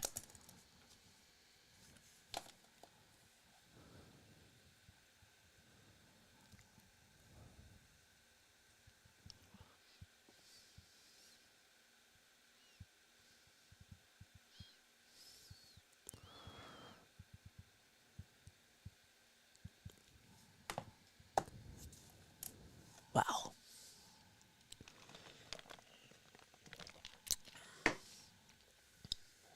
Jose Alvarado is back.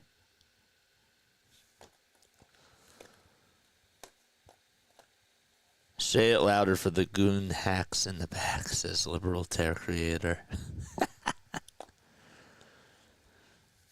Wow. He threw in that inning at least, I think he threw 10 pitches at over 100. I think he threw 10 pitches over 100 miles per hour. Keep that arm healthy. Keep that arm healthy.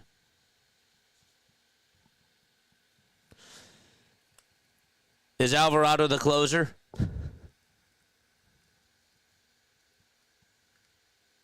Is Jose Alvarado the closer?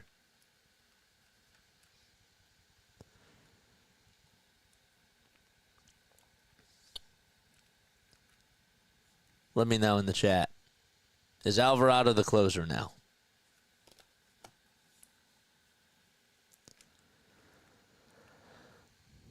Go to the bottom of the 6th. I think if Alvarado throws like that, he's undisputedly the closer of this team. The question is, can he do it on a consistent basis? The pitch, and that's down and away for a ball.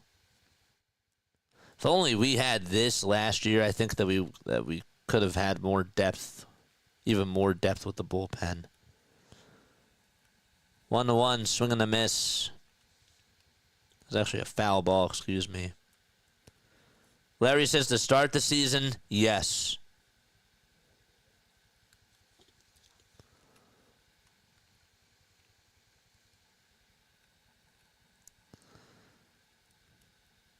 So it was a 1-0 count, and now it's a 1-1 count.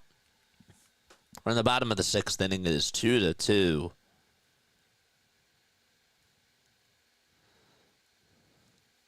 We should make a restaurant called Alvarado's Cutters.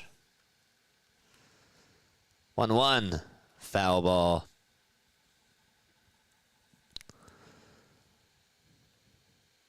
There's a new pitcher out there. His name is Brendan Hanafy, who's 26. He's from Harrisonburg, Virginia. So Tariq Skubel's day is done. 1-2 pitch, and that's going to go off the fielding glove of the pitcher. And the ball bounces over towards second base. The throw over to first. It goes behind the first baseman, hits the rail, and Bohm gets on base.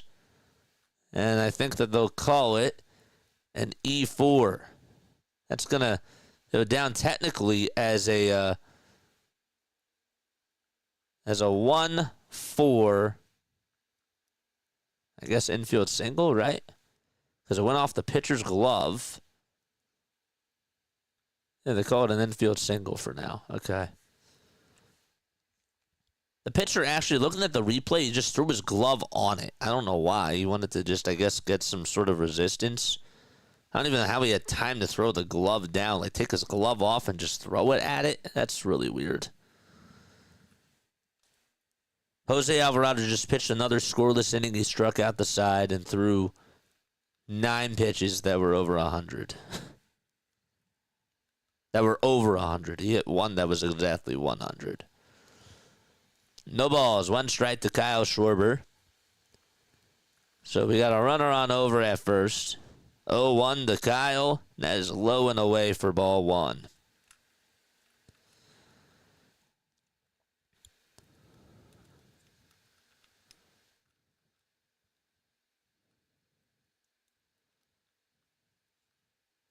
The 1-1 pitch to Schwarber, swing and a miss. That changeup was disgusting. We need to win spring training. This game is key, says Shivy. Jokes aside, I think you all know what my number one takeaway is going to be today. 1-2 to Schwarber. And there's another called strike three. And Schwarber goes down looking at a fastball. He knew it. At 97. That is a hat trick of strikeouts today for Kyle Schwarber.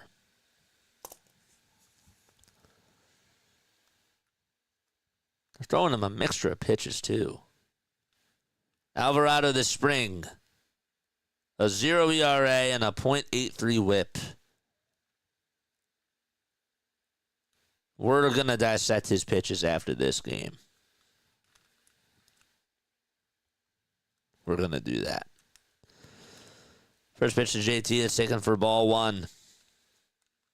1-0 pitch, and that's low and away for ball two. I don't think I've actually seen him pitch that good since 2022. I'm being serious. I don't think I've seen him pitch that well since 2022.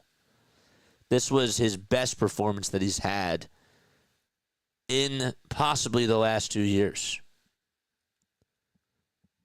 Shibby says needs to do better. Yeah, okay. 2 balls, no strikes.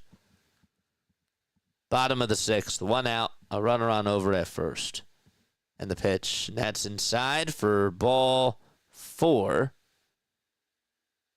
Yeah, that's ball 4. NBC Sports was late.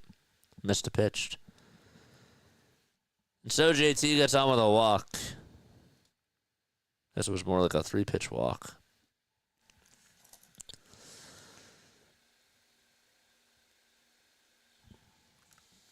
Now here comes Castellanos. Nick just hitting a $130 in spring training. 0 for 2 today he is. And the first pitch, he takes a sinker at 95 right down the pike.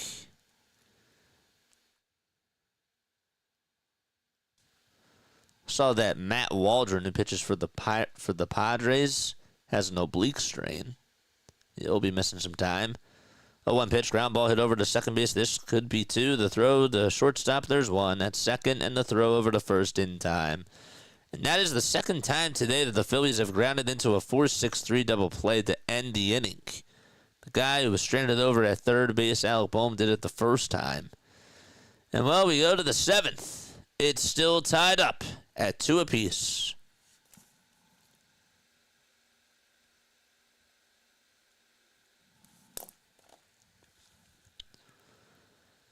Tomorrow is Selection Sunday.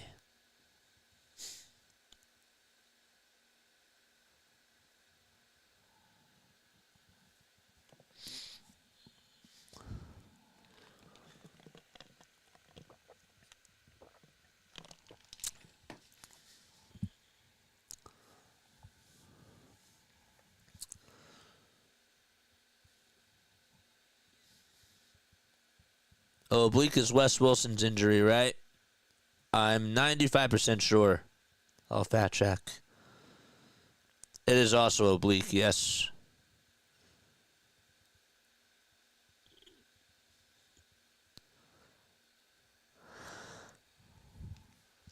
Hit the thumbs up button, folks. Subscribe to the channel. And turn on the notification bell icons. What got you into baseball? When did your baseball fandom start? For those of you that are new to the channel. And for those of you that have been on here for a while, you can share too. We want us to get more people involved. And I think that that's what makes this thing really cool.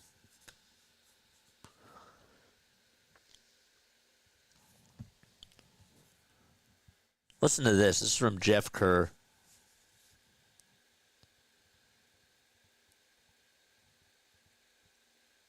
is a full crowd at Citizens at a Baycare ballpark for a spring training game. Phillies fans are packed. They packed the place to see their team. It's just what they do. That is what they do.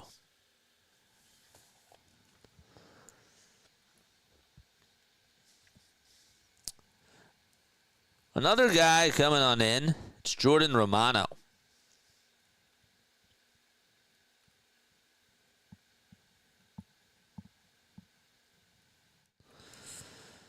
Another big outing for this guy. Let's see how he does today. First pitch by Romano, swinging a ground ball, hit over towards shortstop, sliding stop by Turner. He spins, he turns, he gets up, throws it over to first base, and just gets Keith out. Smooth play by Trey Turner, and he smiles right over to Bryson Stott. That was a good play by Trey. It's like a weird bounce. It went right in between the wickets of Romano, and Trey Turner got on one knee, had a little slide, and had to get up and spin and turn and throw it over to first. Did it all in one motion, and there's one out. And now it's Javi Baez coming up again. He grounded into a 6-4-3 double play to end the fourth inning. Actually, it wasn't to end the fourth inning, but it was to get the first two outs of the fourth. 0-1, and that, did it hit the jersey? Yep, it did. Umpire says it did. And Baez will be rewarded first base. We need 83 more subscribers for us to get to 5,000, baby. Let's go. Already in the top of the 7th.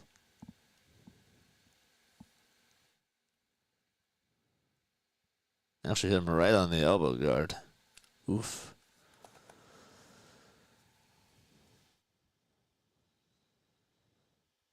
Alvarado this spring, 6 innings, 2 hits, no runs, 3 walks, 15, and I mean 15 strikeouts.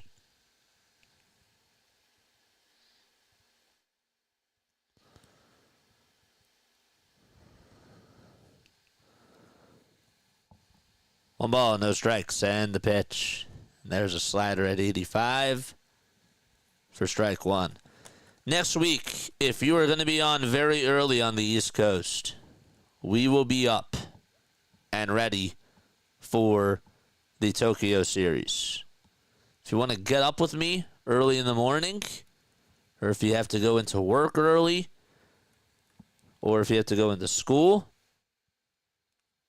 you're more than welcome to put us on.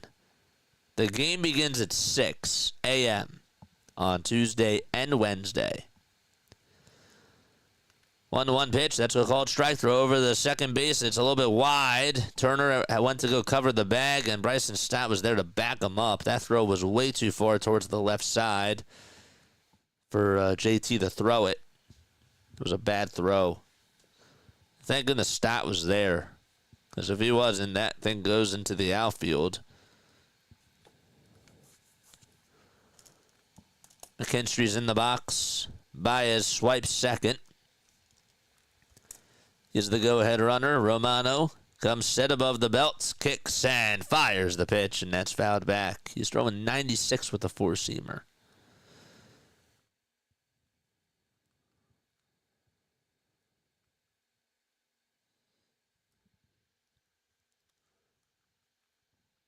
Come on, Romano, get out of this.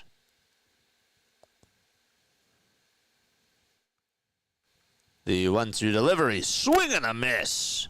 What a beautiful backdoor slider that was. And there is out number 2.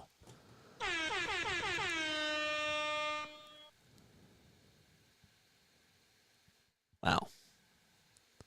Not playing the strikeout sound just yet. Yep, all right, good. 2 outs now. And the pitch to Young. That is swung on and missed.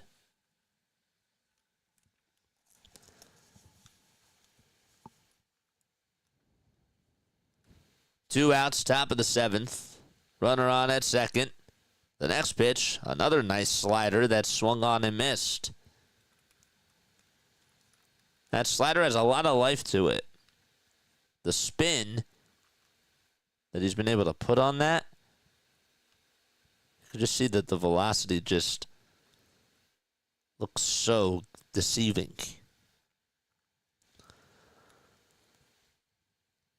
0-2 delivery, and he climbs the ladder with the fastball, but the at-bat is still alive, so it was fouled away.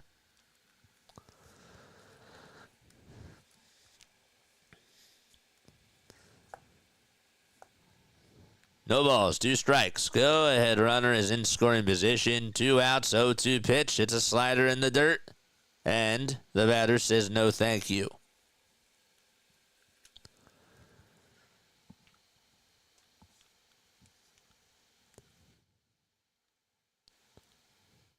Romano checks the runner at second, looks back to the plate, checks the runner again, and the 1-2 delivery is grounded over to first. Backhanded by Harper, flips it back over to Romano, and the inning is over. Good job by Romano to get out of the inning, and we head to the bottom of the 7th. It's still 2-2 at a Baycare ballpark.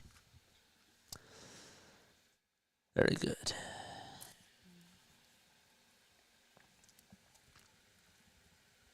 Hit by pitch.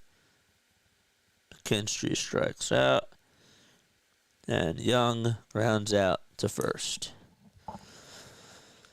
Bottom of the 7th.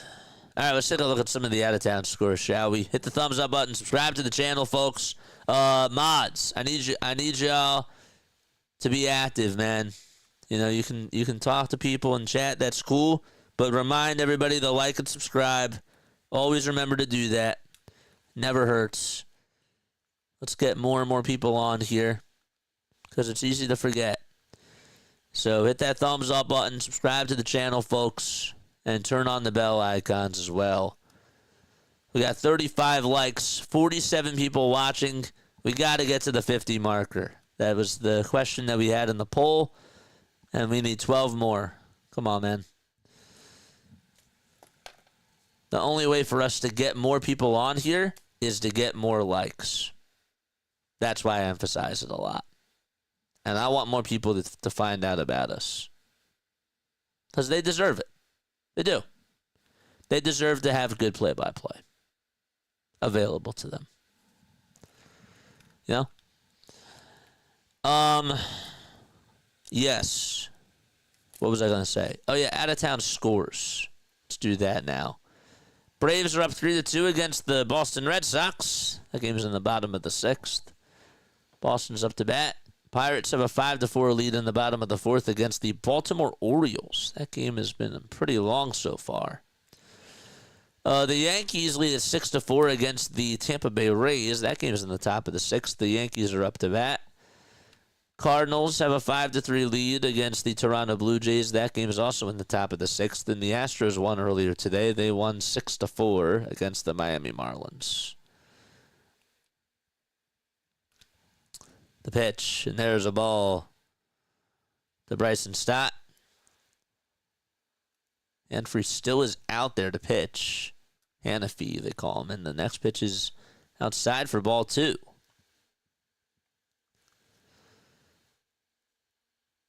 Two-0 pitch to Stott. In the air. Hit out over towards right center field. It's carrying. It'll go over towards the warning track, but the catch is made right on the track by the center fielder, Wencesil Perez.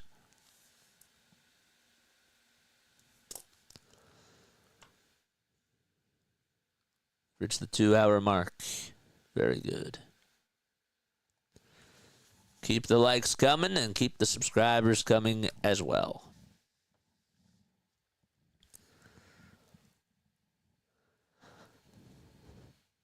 Marsh is due up in the batting order. And the first pitch he sees is a changeup. That's at the kneecaps for strike 1.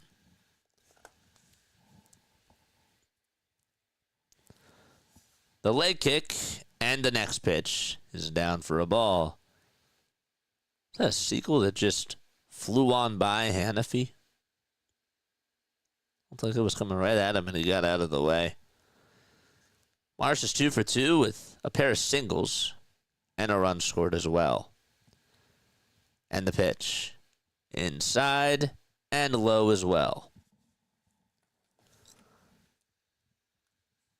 Tomorrow afternoon, the Phillies take on the Baltimore Orioles. That game will be at 1:05 p.m. Eastern Time, as the 2-1 delivery is down again. And then on Monday, the Titans will host the Toronto Blue Jays, who are 12-7 in spring training. Then on Tuesday, Phillies will play the Pirates. 3-1 is bounced foul.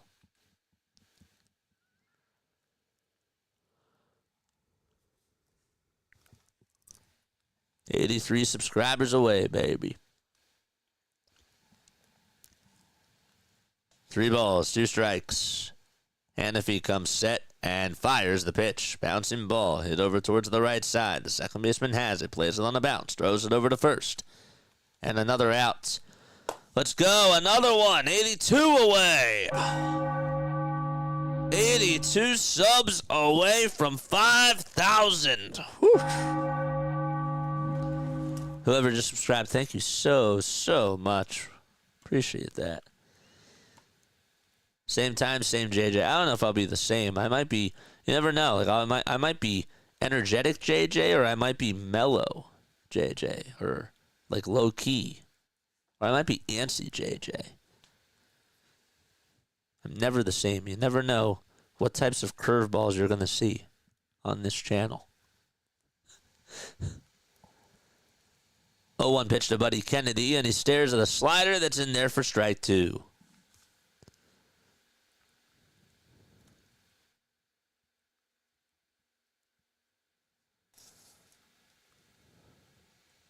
O2 pitch to Buddy, and he slaps it foul.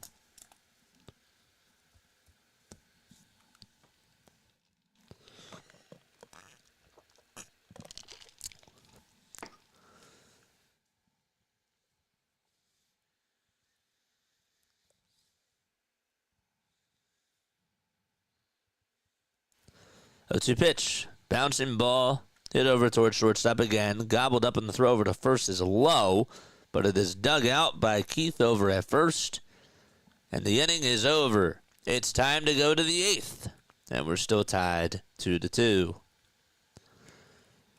Good. Excellent. All right.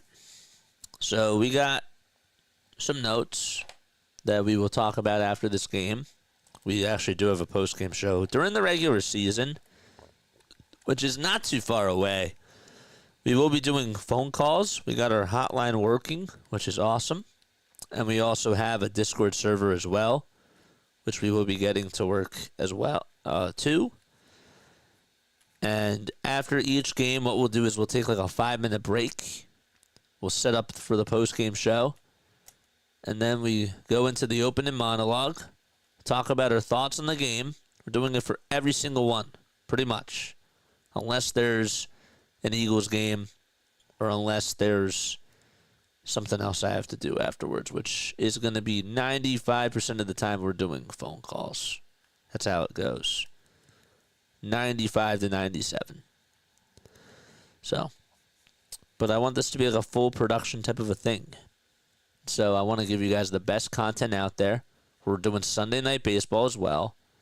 And I want us to take the channel to a lot of places. I want us to grow, and I don't want us to just be a Phillies community. I want us to be centered around the Phillies, but I want us to expand to other teams as well.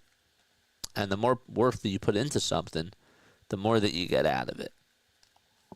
So I want to take a chance this year. And that's what we're going to do. But that's how things are going to roll during the regular season. And I'm excited. Very, very excited about that. Top of the 8th inning. It's 2-2 at a Baker ballpark. And Orion Kirkring is going to pitch now. First pitch from Orion, and that's down for ball 1. He's actually had a very good spring training, too. He hasn't gotten a lot of love, but he's been doing his thing, really. I mean, did he give up one hiccup earlier? Yeah.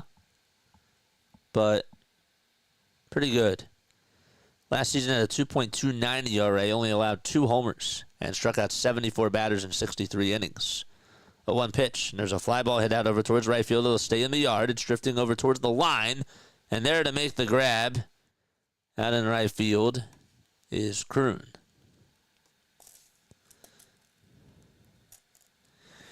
JJ, if you do Yankees games, you'll get more people. That is actually incorrect.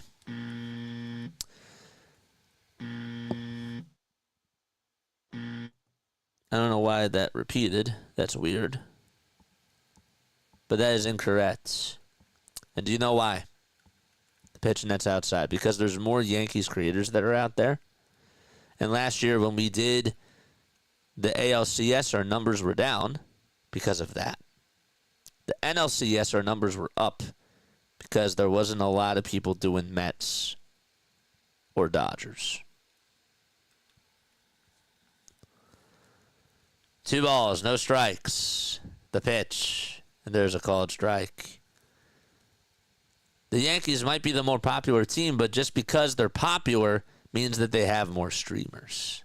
That's what you have to understand. 2-1, swinging a foul ball. Like, can you name me a Washington National streamer on YouTube? Is there a Washington National streamer on YouTube? Is there a Pittsburgh Pirates streamer on YouTube? What about a White Sox streamer? 2-2 pitch. That's outside for ball 3. So that'll make the count now 3-2. But they're going to challenge this. And that is a strike. So Kerkering is going to get the strikeouts. Beautiful. There's out number 2.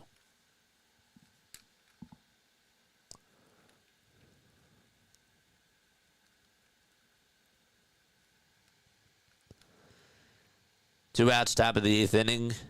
The next pitch is a sweeper. That looked like it was in there for a strike. And it was. Cal's out in left. It's actually Fergus who's playing out in right field. And Mercado is out in center for the Phils. Next pitch is taken for a called strike. This is where all the new guys come on in. 0-2 pitch, and another called strike 3 by Kerkering. So Orion goes into another inning, and it's just another day at the office for OK. And he was A-OK today.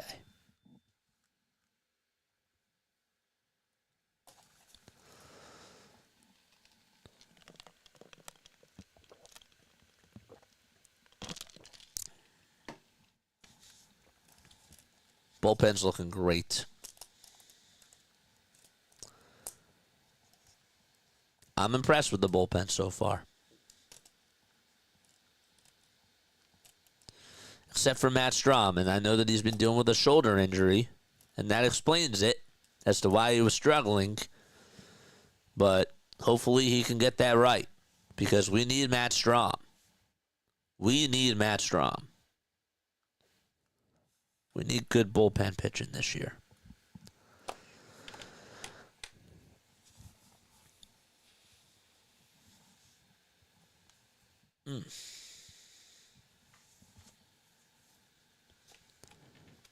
By the way, shout out to Max Coverage TV. Shout out to my boy. Cardinals have a 6-3 lead against the Blue Jays. Yankees lead 6-4. We're going to the bottom of the 8th here out at Baycare Ballpark. It's still 2-2. How do we get here, JJ? Great question. Colton Keith had a 2-run double in the top of the first off of Zach Wheeler. They were not earned runs. Bohm did make an error over at third, and that's what caused Riley Green to get on. Then Carpenter had a single, and then Colton Keith had a 2-run double. Harper had an opposite field RBI single in the bottom of the third to make it 2-1. And then Trey Turner tied it on a sac fly in the bottom of the 5th. That's all the scoring she wrote so far. This game is flying. So all the stars are out now for the Phils. Briske is going to go out there to pitch the bottom of the 8th inning. And Mercado's up to bat. And he stares at a pitch that's at 94 on the inside corner for strike 1. Briske. Last season played in 46 games, started in 12. And the 0-1 pitch, grounder, rolled over towards the right side of second base, and the second baseman has it, gobbles it up, throws it over to first, and 1 away.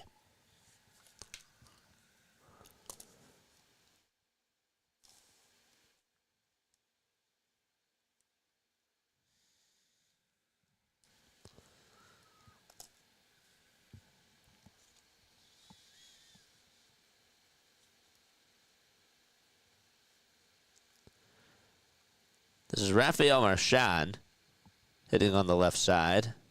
And the first pitch he sees is a changeup that's right down the middle for a strike.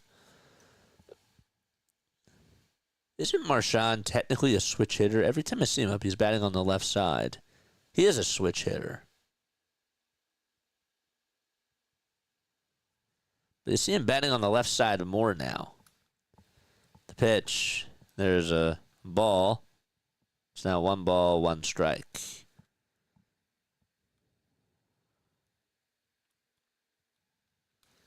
One pitch to Marchand. It's popped up. It's foul behind the plate, and it'll find the seats.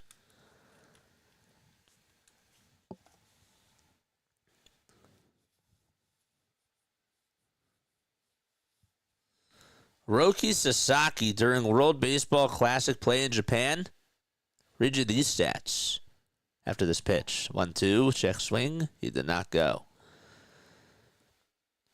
3 2/3, 2 hits, 1 run, 2 walks, and 8 strikeouts.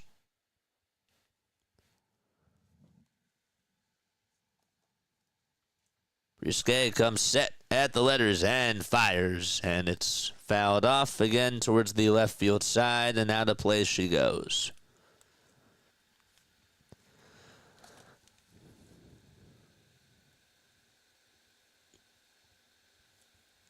Can somebody explain to me what the difference is between a corn dog and a hot dog? Very random question. The 2-2 pitch. There's a grounder rolled over towards first base. Keith has it, flips it back over towards Briske, and there's out number 2. I genuinely don't know the difference. And I guess I could look it up. But it's not as fun.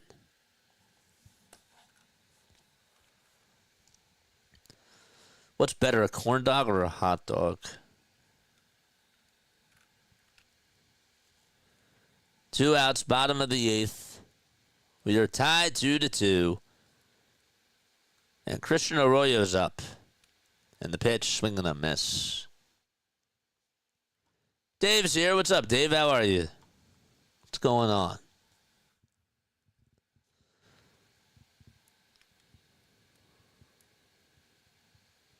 No balls, 1 strike to Christian Arroyo. The pitch, he gets fooled on a slider and chases after it. Larry says a hot dog's better. So what's the difference?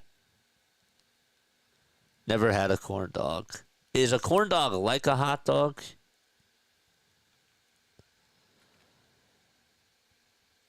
No balls, 2 strikes.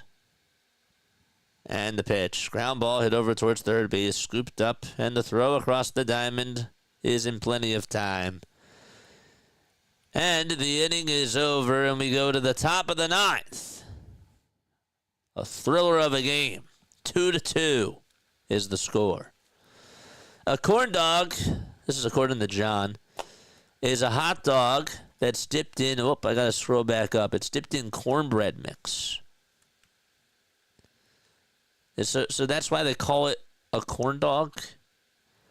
I thought that the corn dogs that you can sort of decorate, well, the hot dogs you can too if you go to Five Guys or whatever. Some people put interesting stuff in their hot dogs, which I've never understood, but they treat it like it's a hoagie. But I thought that was more so with the corn dogs. What's better, a corn dog or corn? What is that? Corn bread? I can't see the emotes. It's a little bit hard to see. Hot dog on a stick with a fried cornbread outer coating. Okay. Okay, got you. Am I missing much with that? It's served skewered on a stick. Okay. Am I missing something with that? Or no? I've always wanted to know what that was. Corn dog is portable. Okay. JJ's learning something new every day.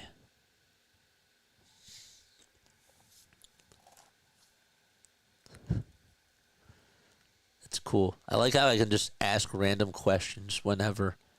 And then chat's just here and they're just like helping me out with things. It's kind of funny.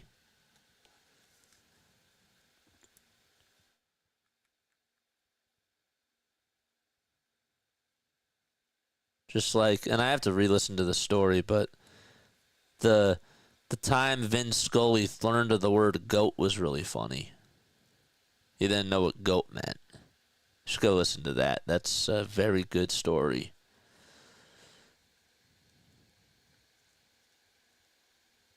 I remember the one thing he said, he's like, I thought he was talking about an animal, but a goat. Devin Sweet's going to pitch here in the top of the ninth. Oh, boy. He has struggled during spring training in the pitch. Ground ball hit over towards third base, and the third baseman has it, throws it over to first. One pitch, one out. Can't really put toppings on a corn dog. Maybe dip it in something. Okay. Yeah, because you said it's on a stick. So that makes a lot of sense. Have to go walk the corn dog. How corny. Goat. Greatest of all time. Go listen to that story. It's a funny one. I forget how he put it, and I could never replicate a Vince Scully story like that. You know, that's his. 0-1. That's wide and high for ball one. Devin Sweet has really struggled in spring training so far. He's looking to try to get a clean ninth inning here. 1-1, and he throws a changeup. That's at the kneecaps for strike two.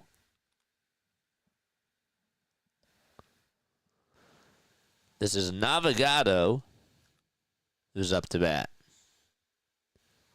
The pitch, way up high and way outside for ball two. Sorry, this is Mendoza who's up to bat.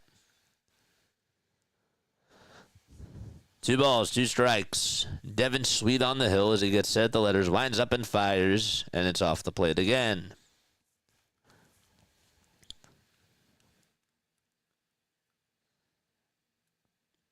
I'm sure that you guys know who Kevin Harlan is.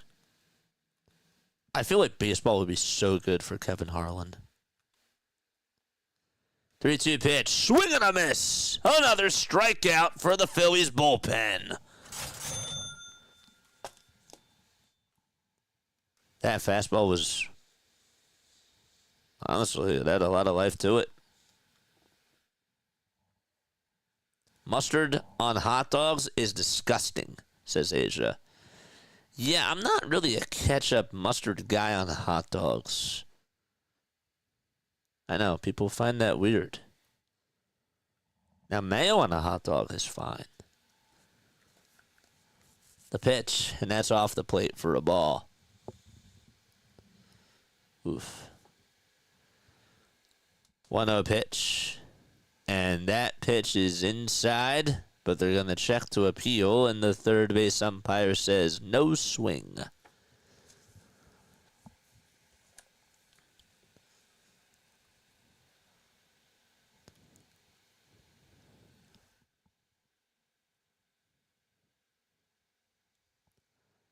The pitch. And that's on the outside corner, according to the home plate umpire for a strike. Myers chirps a little bit. The umpire doesn't even say a word. Mayo on hot dogs is degenerate. I am a degenerate. How'd you know?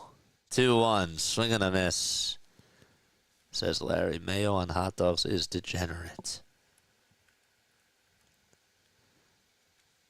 That's what I am. On a burger, sure. Yes.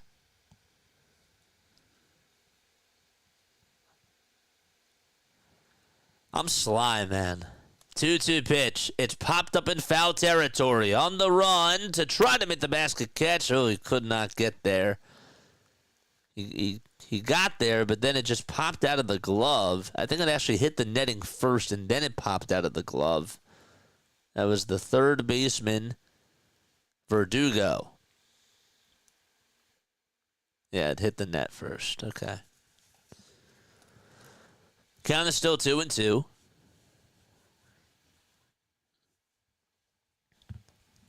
Two outs in the top of the ninth. Nobody on. The pitch. Down.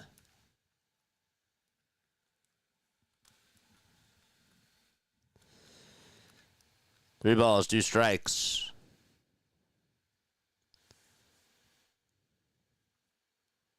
This is Christopher Myers up to bat. Payoff pitch on the way. Down low again. Slider, he tried to go with it not once, not twice, but 3 times. And all 3 times it was low.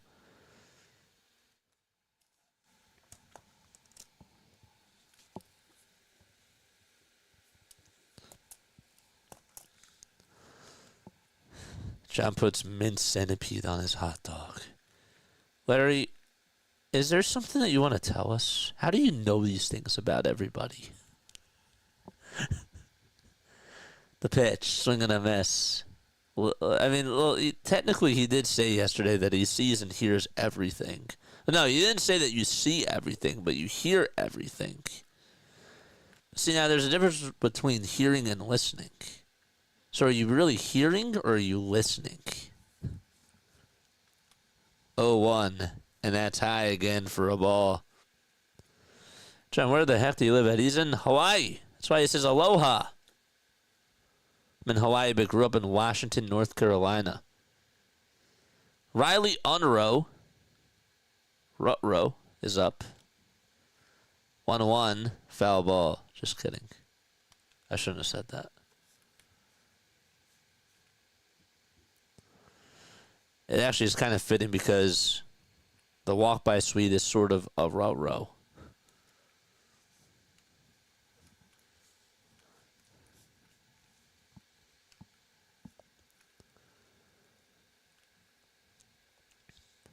One ball, two strikes. The windup and the pitch. Outside again. Continue to like and subscribe. And hit the bell icons too. We got 61 people tuning on in, man. Can Sweet get out of this? The 2-2 pitch. Oh, it's just outside. Oh, that was so close.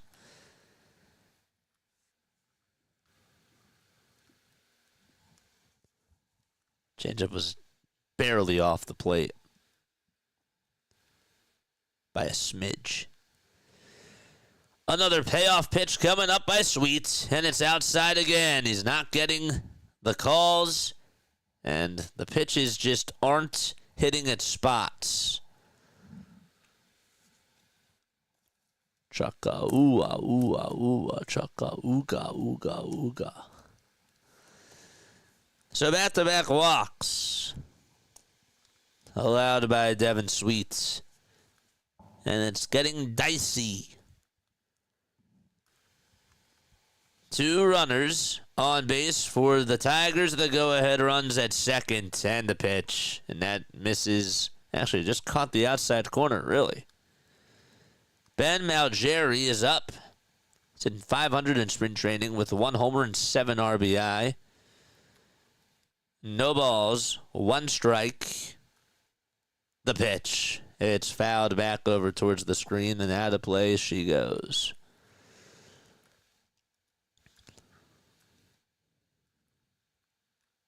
No, spam comes from email.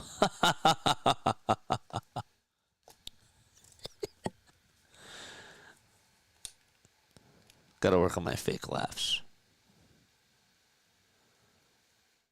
0-2 pitch. And that's on the outside corner for a called strike 3. And we go to the bottom of the 9th inning. Sweet got the call there. And he gets out of the inning unscathed. Good for him. Good for him. So it's either going to end in a tie or a W. What are we going with, chat? T or W? T's or W's? Give me a T for a tie. Give me a W for a Y.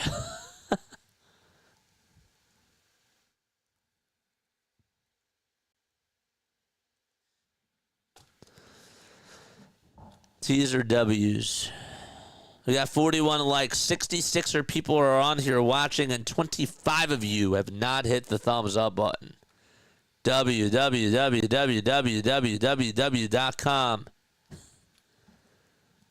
Yeah, don't spam for the future.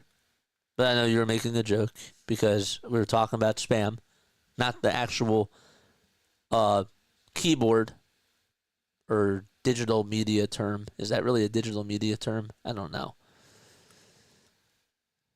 C is for choke. That's good enough for me.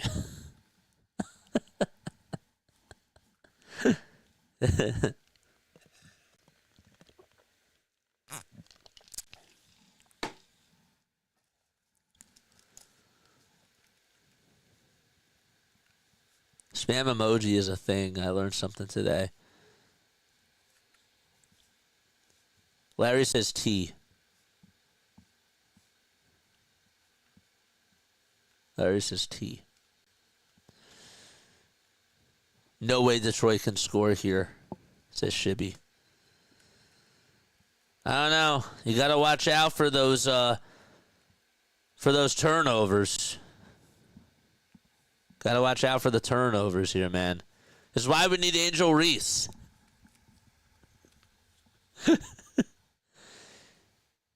Schwarber is up to bat in the bottom of the 9th. I like this. Thanks, Rob. Rob's like, I want to walk it off with Kyle Schwarber. Let's go. No balls, 1 strike. 0-1 pitch to Schwarber. Swinging a ground ball towards the right side. Scooped up by the second baseman, and the throw over to first is in time. Good idea, Rob. Just did not work out. Now I feel like a spam witch. What's going on, Revillo VR? Hit that thumbs up button. Subscribe to the channel as well. Michael's here. Revillo VR says Angel Reese plays basketball. I know, it's an inside joke. It's an inside joke. The pitch, and that's down and away for a ball. Thank you so much for stopping by, man. Here's Cal Stevenson, who had a home run last night against the New York Yankees. That's not how you spell Reese, though.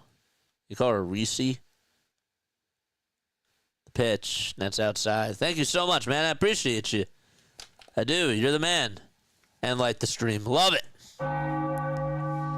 1 ball, 1 strike to Cal Stevenson. Brieski gets set and fires, and it's high and inside for ball 2.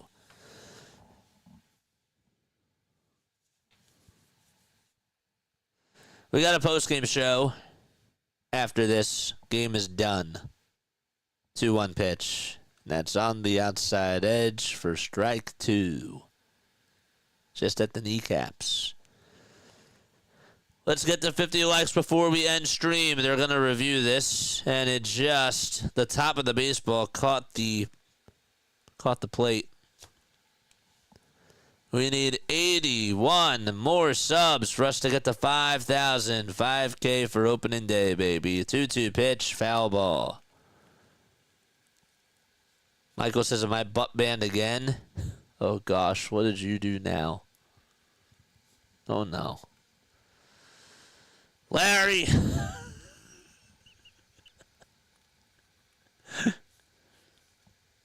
2 balls, 2 strikes. The pitch to Cal, and he bounces it foul.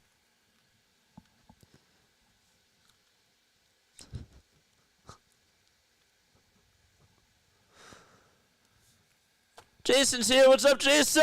How are ya? 2 balls, 2 strikes to Cal Stevenson. It's tied up 2-2. We're going on for a postgame show after this.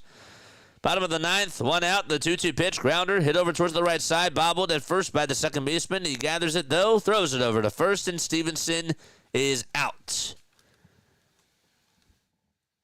Larry goes shaggy and is like, it wasn't me.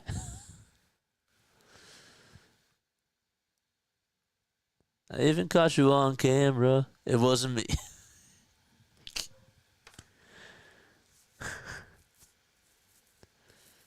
Two outs. Bottom of the 9th. The final out of the ball game. And a four-seamer thrown at the knees for strike 1 to Luis Verdugo. We got a post-game show right after this. Stay on, and we'll talk and dissect things. 0-1 pitch, ground ball. It's a foul ball. And the Phillies are down to their final strike.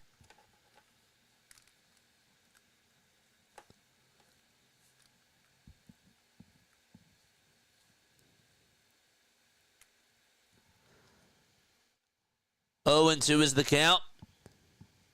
Brisket gets set at the Detroit logo. And the 0-2 pitch is popped up and hit out over towards shallow left field. Where is it? The left fielder gets under it, and he's there to make the catch. And the game is over. So the Phillies and the Tigers end in a stalemate. And it's a 2-2 game to end things out at Baycare Ballpark. I got good stuff. I got bad stuff. I got great stuff. And I got ugly stuff to talk about. We'll dissect it all. We will definitely do that. And we'll do a little wrap-up. But this was a quickie. This was a quick game today. And it was kind of fun. It was relaxing. Before you guys leave, if you guys don't want to stay on for the post-game show, I understand. But on your way out, hit the thumbs up button, hit the subscribe button as well, and that's it. Is there extras? Absolutely no. I gotta remember to change that sound effect. It's a tie. What are extras in spring training? There is no such thing. All right. Let's talk about this, all right? Hit the thumbs up button if you're on your way out. And appreciate you for coming on here. Okay. I did not write notes for today, but I'm going to go with the good, the bad, and the ugly for today. Let's start off with the bad first, okay? Go to the monologue screen. Here we are. Again, hit the thumbs up button on your way out. And then I will get to your comments. Please engage with me on here. Let me know what you thought your takeaways were on this game. And then I will get to that in just a little bit.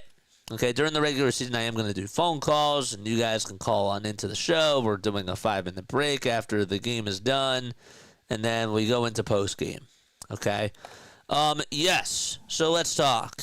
The bad thing today was Kyle Schwarber struck out 3 times and grounded out to the right side to start off the 9th inning. Yeah, Kyle Schwarber looks a little bit lost out there. He looks like he's not really getting into a rhythm. A lot of these pitches that he's taking, or that he's chasing after, I should say, are really change-ups. And then he sort of got mistimed a little bit today because I saw that during one of the at-bats in the 4th inning, he got 3 straight fastballs and couldn't catch up to them. So I just think that his timing is off. I don't think that he looks like he is himself at the plate. Am I really worried about it? Absolutely no, because I know that by the time the regular season comes, Kyle Schwarber is going to be ready. He will be raking in June, and I just expect him to be back into his own action. I also think, too, that there's something to be said about moving from the leadoff spot and then moving to the 4 hole. it's a different type of vibe. Because when you're batting in the leadoff spot, the pitcher's throwing to you for the first time, and you're looking for mistakes and that type of a thing, and you're in a different spot. You're seeing different pitches, and the pitcher's throwing you different things in the 1 hole rather than in the 4 hole. So, that's just how naturally it goes. I'm not trying to make excuses for the guy, but he's been struggling. That's the bottom line, and I expect that by April, middle of April at the very least, that he'll come back and that he'll be doing some good things. I'm not worried about him at all, but that was a negative today. Kyle Schwarber today was a negative. Okay. Stott had a nice at-bat. Castellanos struggled today.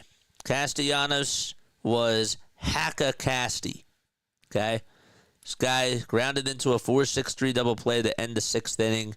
He was chasing after everything and just did not take his at-bats too seriously. I mean, I think that for the most part, I know that Scubell pitched in the 2nd and he pitched pretty well in the 4th inning, but when this guy is throwing strikes, you have to be aggressive, and sometimes I didn't think he was aggressive today in at-bats, which is really funny because that's how he got out one time, by looking at a couple of pitches. He didn't strike out looking, but he looked at the first 2 pitches in that 2nd at-bat, and I don't know what he was anticipating because this guy was just throwing strikes all the way. So when a pitcher's throwing you strikes, it's a little bit different. You got to be a little bit more selective, and you got to make sure that you do what you can to just even foul off pitches. That's when you swing. If the pitcher's throwing balls and you're trying, even earlier in the game when you're trying to see what he throws you, that I can understand that you have lesser of an aggressive approach and that type of a thing. But yeah, that's where I am on Nick Castellanos. Okay? So, not a good day for him. And that's that. The 1st inning overall, Trey Turner strikes out swinging on some really good pitches by Scubell. This guy is nasty. There's not a lot of pitchers that you can really make a lot of excuses for, but he is the best pitcher, in my opinion, in the American League. He won Cy Young last year. He was a Triple Crown Award winner, and he has good stuff, very good stuff, and can reach triple digits with the fastball and just locate his other pitches. He throws everything. He has like 7 pitches in his toolbox. It's just ridiculous how good this guy is when he's on. I liked our approach during that 3rd inning, though. I liked how Brandon Marsh, a lefty, right, going up against a lefty, that's something to note, goes the opposite way, gets a check swing single on a 2-1 count. Or actually, sorry, it was on a 1-2 count, I believe. And went the opposite way and put the ball in play, and good things happened. The Phillies actually played small ball, and they got runs on the board that way. That kind of deserves some golf claps there. They got runs via small ball today. I'll give them some claps. One of my questions going into the season was how can we find ways to produce runs rather than just always relying on the long ball? And today, I know it was just 2 runs, but I saw some of that where they played small ball. They got on base with a couple of walks in that inning, and they did some good things. Turner had a nice single in that 3rd inning after what was, I don't know why Buddy Kennedy swung at a 2-0 pitch. This guy was sort of getting out of his element a little bit, but he's ahead in the count, and you give away an at-bat there. You're up 2-0, and you fly out to right field. You can't do that. It has to be your pitch, and he just was a little bit early there. But Harper got on with an RBI single. Alec Bohm was a little bit frustrating today. He grounded into that 4-6-3 double play to end that 3rd inning. I thought maybe we could have gotten some more runs, and we had Scubell on the ropes, and that was a golden opportunity for us to try to tack on another run, and we could not do that there. But I do like how we got at least a run in that 3rd inning. Just thought that we left some meat on the bones, and we'll have to clean that up during the regular season. JT today, not really a good day from him. Grounded out to 3rd, grounded out to 2nd. Did get on with a walk in the 6th inning, but nothing really much from him overall. I liked the one at-bat that Stott had in the 5th inning. He actually produced that run himself, and he got on with he got on with a single. He was down in the count 0-2. He fouled off a couple of pitches, then worked it up to 1-2, almost went around on what was ball 1, and he gets on with a single, and he hits it out to center, and then Brandon Marsh gets on with a mental mistake from Tariq Skubal. Right, the ball was hit over to first base. First baseman tried to flip it back over to Skubal was to cover the bag, and he doesn't look and see where his feet are, and he forgets to tag Brandon Marsh. So, but Bryson Stott gets on base and sort of causes that little disruption there. So, I'll give him credit. I'll give him credit there. And then Trey is able to bring home Bryson Stott on the sac fly. He's down in the count 0-2 again, and all we need is for somebody to put the ball in play. We didn't need a home run there, and Turner did what he had to do. So Trey, I thought, had a good day. Thought that Bryce had a good day. Schwarber did not have a good day, and Casty didn't have a good day either, but Stott did some good things, and Brandon Marsh did some really good things. 2 infield base hits for Brandon Marsh today. I'll take that. Again, hitting lefties is a very hard thing for Brandon Marsh, but he did pretty good against a top-tier pitcher in baseball. So I can't be upset with that. I want to talk about the pitching now. The pitching overall today was A plus. Almost A plus. It was a straight A. It was. Zach Wheeler, look, the first inning happens. Alec Boehm also made an error over at third base. I mean, it's a routine ground ball. He just cannot field it properly. Took his eyes off the ball. Actually popped out of the heel of the glove. And that's how Riley Green got on with 1 out in the first. Torres then popped out to left field, and then Carpenter worked his way in the next at-bat to get on with a single. And then Colton Keith had the 2-run double. It was a mistake. It was on the outside corner. Keith likes to go after pitches that are a little bit more on the outside part of the plate, and he got a hold of one there. And that's how they got their 2 runs. That was it. No earned runs. It was just that little double. That was the mistake. And from there, he worked out of the jams that he got into and didn't really have much else traffic, nothing like that. It wasn't really anything bad. Thought that he pitched well. So I'll give Zach a solid B plus, A minus maybe. Yeah, I liked what Zach Wheeler did. Zach's not like throwing 98 anymore. He's not really throwing 99, 100 like he used to back in 2021 and even during 2020. But again, he just understands where he has to locate every single one of his pitches. And even that one slider that he threw, it looked like it was going inside, and it got the batter fooled because it just wiped. It wiped out over towards the knees. It had that inside trajectory, and then it just, as Larry would like to say, or as Larry does say, defied physics. You know? It's pretty cool. He has an art on some of those pitches. Okay, so Wheeler, big takeaway today. Big positive for sure. Jose Alvarado. This guy's the closer to start off the year. This guy, he's back. Jose Alvarado is back. Okay? This isn't the first time he's done this. This man has 15 strikeouts in 6 innings and hasn't allowed a run. He reached triple digits today 9 times, or 10 times. 9 of them were over 100. And the cutter, the first time he threw it, it was a little bit, it looked like it had more of a plane to it, and it was going to flatten out, and then it just dipped at the last second, and it was more so deceiving for the hitter. Next couple of times he threw it, it wasn't as deceptive or elusive, if you will, but his sinker today was the best that it's looked in 2 years. Seriously.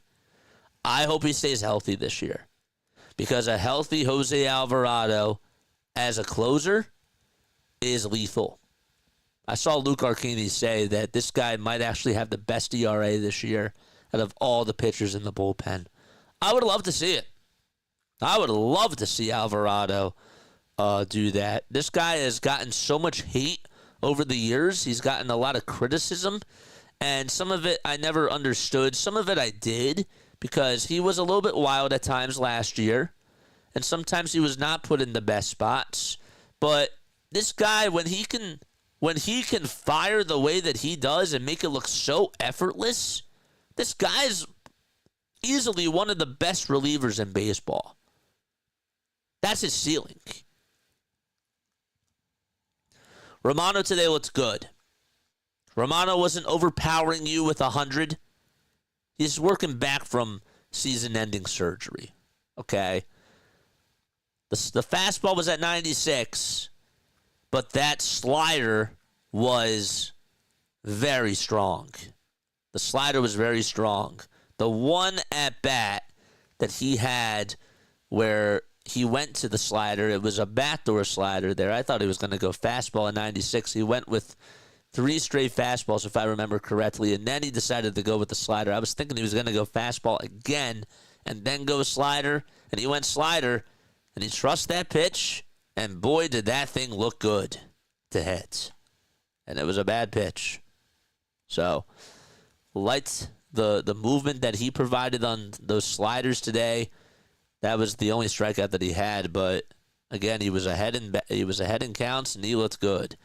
Orion Kerkering, this guy also looks good too. He had 2 bad outings in spring training, but this was the Orion Kerkering that we saw last year during the regular season, where this guy could reach triple digits sometimes, but this guy was just another machine. He was another Ranger Suarez. He didn't really have a motor to him, he had a motor to him, but he just never really sweated, and it was just automatic. Him pitching 5 seconds later, he throws one pitch, 8 seconds later, throws another one, attacks the zone. This was that version of Orion Kerkering today. Phillies pitching today only allowed 3 hits, and they had 11 strikeouts, and only gave up 3 walks. And they went up against starting players today. So, good day. Good day from the pitching staff. Nice things from the starters. Wish I could have saw a little bit more from guys like Kyle Schwarber and from JT. Bohm, he's had a very good spring training. I won't really be on him today. But defensively, he has to make that play over at third. He does. Trey had a nice sliding play. He's had a couple of good defensive plays over the last 4 games. Take that for what it is, because this guy also makes the simplest mistakes out there too, and he can be a liability. But if we can get average defense from Trey Turner, that's fine. Just don't give us below average D. So that's all I got. Want to hear from y'all. What do you guys have to say about this? Let's look at chat. Let's see what we have. Overall, I give him a solid. I'll give him a B today. I'll give him a B. Okay. How has JJ made it this far in the life without a corn dog? Thank you, JJ, for the great analysis, man. Casty's out of control. Schwarber's snoozing. Yeah. Those were the only 2 hiccups that I saw today from offense. And again, am I concerned about Kyle Schwarber? Absolutely not. Kyle Schwarber is one of the leaders of this team, and he knows when to turn it on, and I expect that he'll come around. When's he going to come around? Probably not till mid-April, early May maybe. It might take some time, but this guy will be ready. He'll be ready, so. I've never had a corn dog either, but that's because I don't like them, says Larry. Yeah. I don't know what else. What else do you guys have to say? Kerkering had a fast pitch, but had control issues, said Mark today. Yeah, before today. Yeah, he was having some control issues, and sometimes, look, that happens. Sometimes you can't trust your slider, and you have to improvise on the spot with what you're going to go to. And there were times this year where he gave up a couple of homers in spring training that I remember, and he just didn't have his stuff that day. He was unprepared, and something was wrong, and he had to go back into the lab, and it looked good today. Overall, looked really good. So, but yeah, if you guys don't have any sort of analysis, then that's pretty much it for me. That's pretty much it. Don't make excuses. Kyle's got to go. But yeah, my biggest takeaway is that Jose Alvarado looked really good. I think that that's very clear. I did say that we would dissect some pitches, and we should do that. Okay, I'll do that. Let's go through some of these sequences here that Alvarado had. So let's go back to the screen, and we'll pull up a window capture of that, and we'll dissect. Give me 1 sec to find the keyboard, and we'll pull that up, okay? I said that we would do that. Okay, let's go. First, I have to get back to this, okay?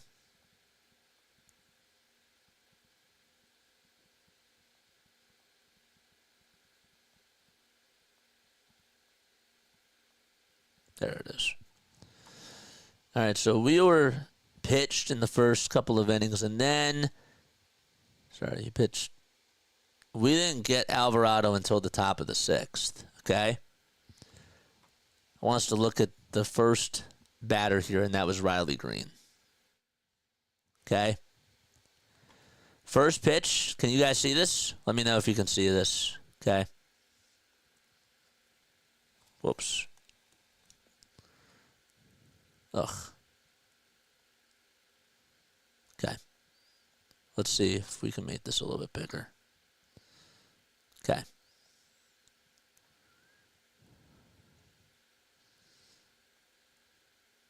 First pitch, 101.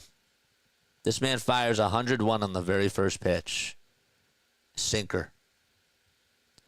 Goes 102 on the next one. Paints it perfectly towards the inside corner. Then goes with a curve, which we really haven't seen Alvarado go to a curve a lot of the time. And then he goes to the cutter. Look at where this cutter is, folks. Look at this. I mean, that thing looked like it was heading towards the dirt, and it was still a strike. It was really, really awesome. And Riley Green is their best hitter. Okay. Falls behind in the count on the first pitch of the next at-bat. Goes 102 with the four-seamer again. With the sinker again. It was a little bit low. Then he goes middle of the plate, which was fine in that situation. And he goes to 101. So this guy that comes up is like, wow, we're going to get this type of Alvarado today.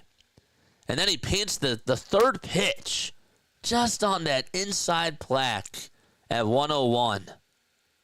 At 101, he's painting that pitch again. And it's now a 1-2 count. Fourth pitch goes to the cutter. It's low. It's in the dirt. Fine. He had a pitch to play with there. And then the next pitch goes lower third. Sinker again at 101. Beautiful. Falls behind in the count again on the next batter. Okay? This was interesting to me. He goes down a little bit at 102. And he's down in the count 1-0. Then he goes sinker again at 100. And then the cutter misses. Okay, he had a pitch to play with again. That's way in the dirt. JT had to block that. Then he goes sinker again. So now it's a 3-1 count. The count is 3-1. And this man goes with a fastball on the outside corner. He's going sinker, and he goes sinker again. First pitch was a foul ball. Second pitch was a foul ball. And then he actually decided to go with a cutter, which I thought was interesting on this final pitch, which is where is that? This cutter for strike 3 on the very bottom. He goes up with the cutter. That was kind of a dangerous pitch, but it worked. And he's facing a lefty, so I wouldn't have gone up there, but he did. And he got himself out of that inning. Again, he's down in the count, 3-1. And he works his way back into the count. Last year's version of Alvarado, if he's down in the count 3-1, he's probably walking that batter. So, it's great. It's great. Pitch Tracks is JJ's new toy. Well, I want us to get better analysis on here, right? I do. I want us to get more analysis, and I want you to understand what I'm seeing. And that is probably the best way that I can use a visual diagram to show you what I am seeing. It's pretty insane. That was the best pitching I saw from Jose Alvarado within the last 2 years. No doubt about it.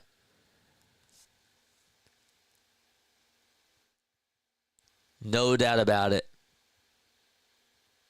He reached triple digits 10 times. Do you know when the last time he did that was? I don't think he reached triple digits 10 times in a game last year at one point. I really don't. So, Mark says, I still think we need a fifth starter. Yeah, Luzardo Day, I think, is tomorrow, right? Is Luzardo Day tomorrow? If it is, that's another thing to look for. Tomorrow is Luzardo. He's facing Zach Eflin, who's starting for Baltimore on opening day. So Luzardo Day is tomorrow. We shall see how that goes.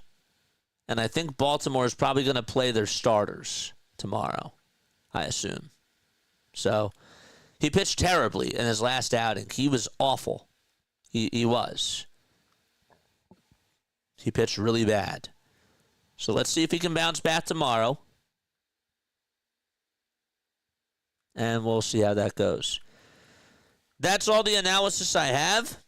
Okay, if you guys have any sort of serious takeaways, let me know in the chat down below. Or just if you're watching the replay of this, let me know in the comments down below. All right? We're done early today. And I am very happy about that. Very, very good. All right. All right, love you all. I think that's it. I think chat is getting a little bit tired. Try to understand. I'm getting a little bit tired too. Getting a little bit hungry, actually. Mark wants to know what I think about Taijuan Walker. He pitched all right yesterday, pitched all right the game before. He was on my hot seat, and it took him until the second to last start for him to actually stay and get another couple of starts. And, well, he kind of earned that right. Was I overly impressed yesterday? The home run that he gave up to Ben Rice was not a good pitch. But other than that, against a pretty good Yankees lineup, I thought that he did okay. He's not the fifth starter, but does he deserve a shot to come in occasionally? I'd say right now he's sort of proven me wrong over these last two outings, but he has to keep doing it. I'm not just going to tell you that he's a fifth starter now. No. He's not. So, I'm fine with the fifth starter. Hopefully Luzardo bounces back tomorrow. And regardless, Andrew Painter's also going to come back too. I don't think that we need another starting pitcher right now. I think that we're fine. I think we have depth. So, yeah. I'm more concerned about a bat right now. If anything. Pitching, the Phillies have one of the best pitching teams in baseball. Pitching is not their problem. Bullpen, you can always use another arm. You could always use another arm. But yeah. We'll see. Right now, I'm going to say just another bat. Just another bat. All right, I'm done. Time for an avocado bagel with a hot dog with mayonnaise on the side. Says Michael. He didn't say on the side, but I put that there. Love you all. All right, I'll see you all tomorrow afternoon. Thanks for coming on here as always. And yeah, 81 more subs, baby, till we get to 5,000. Let's go. That's awesome.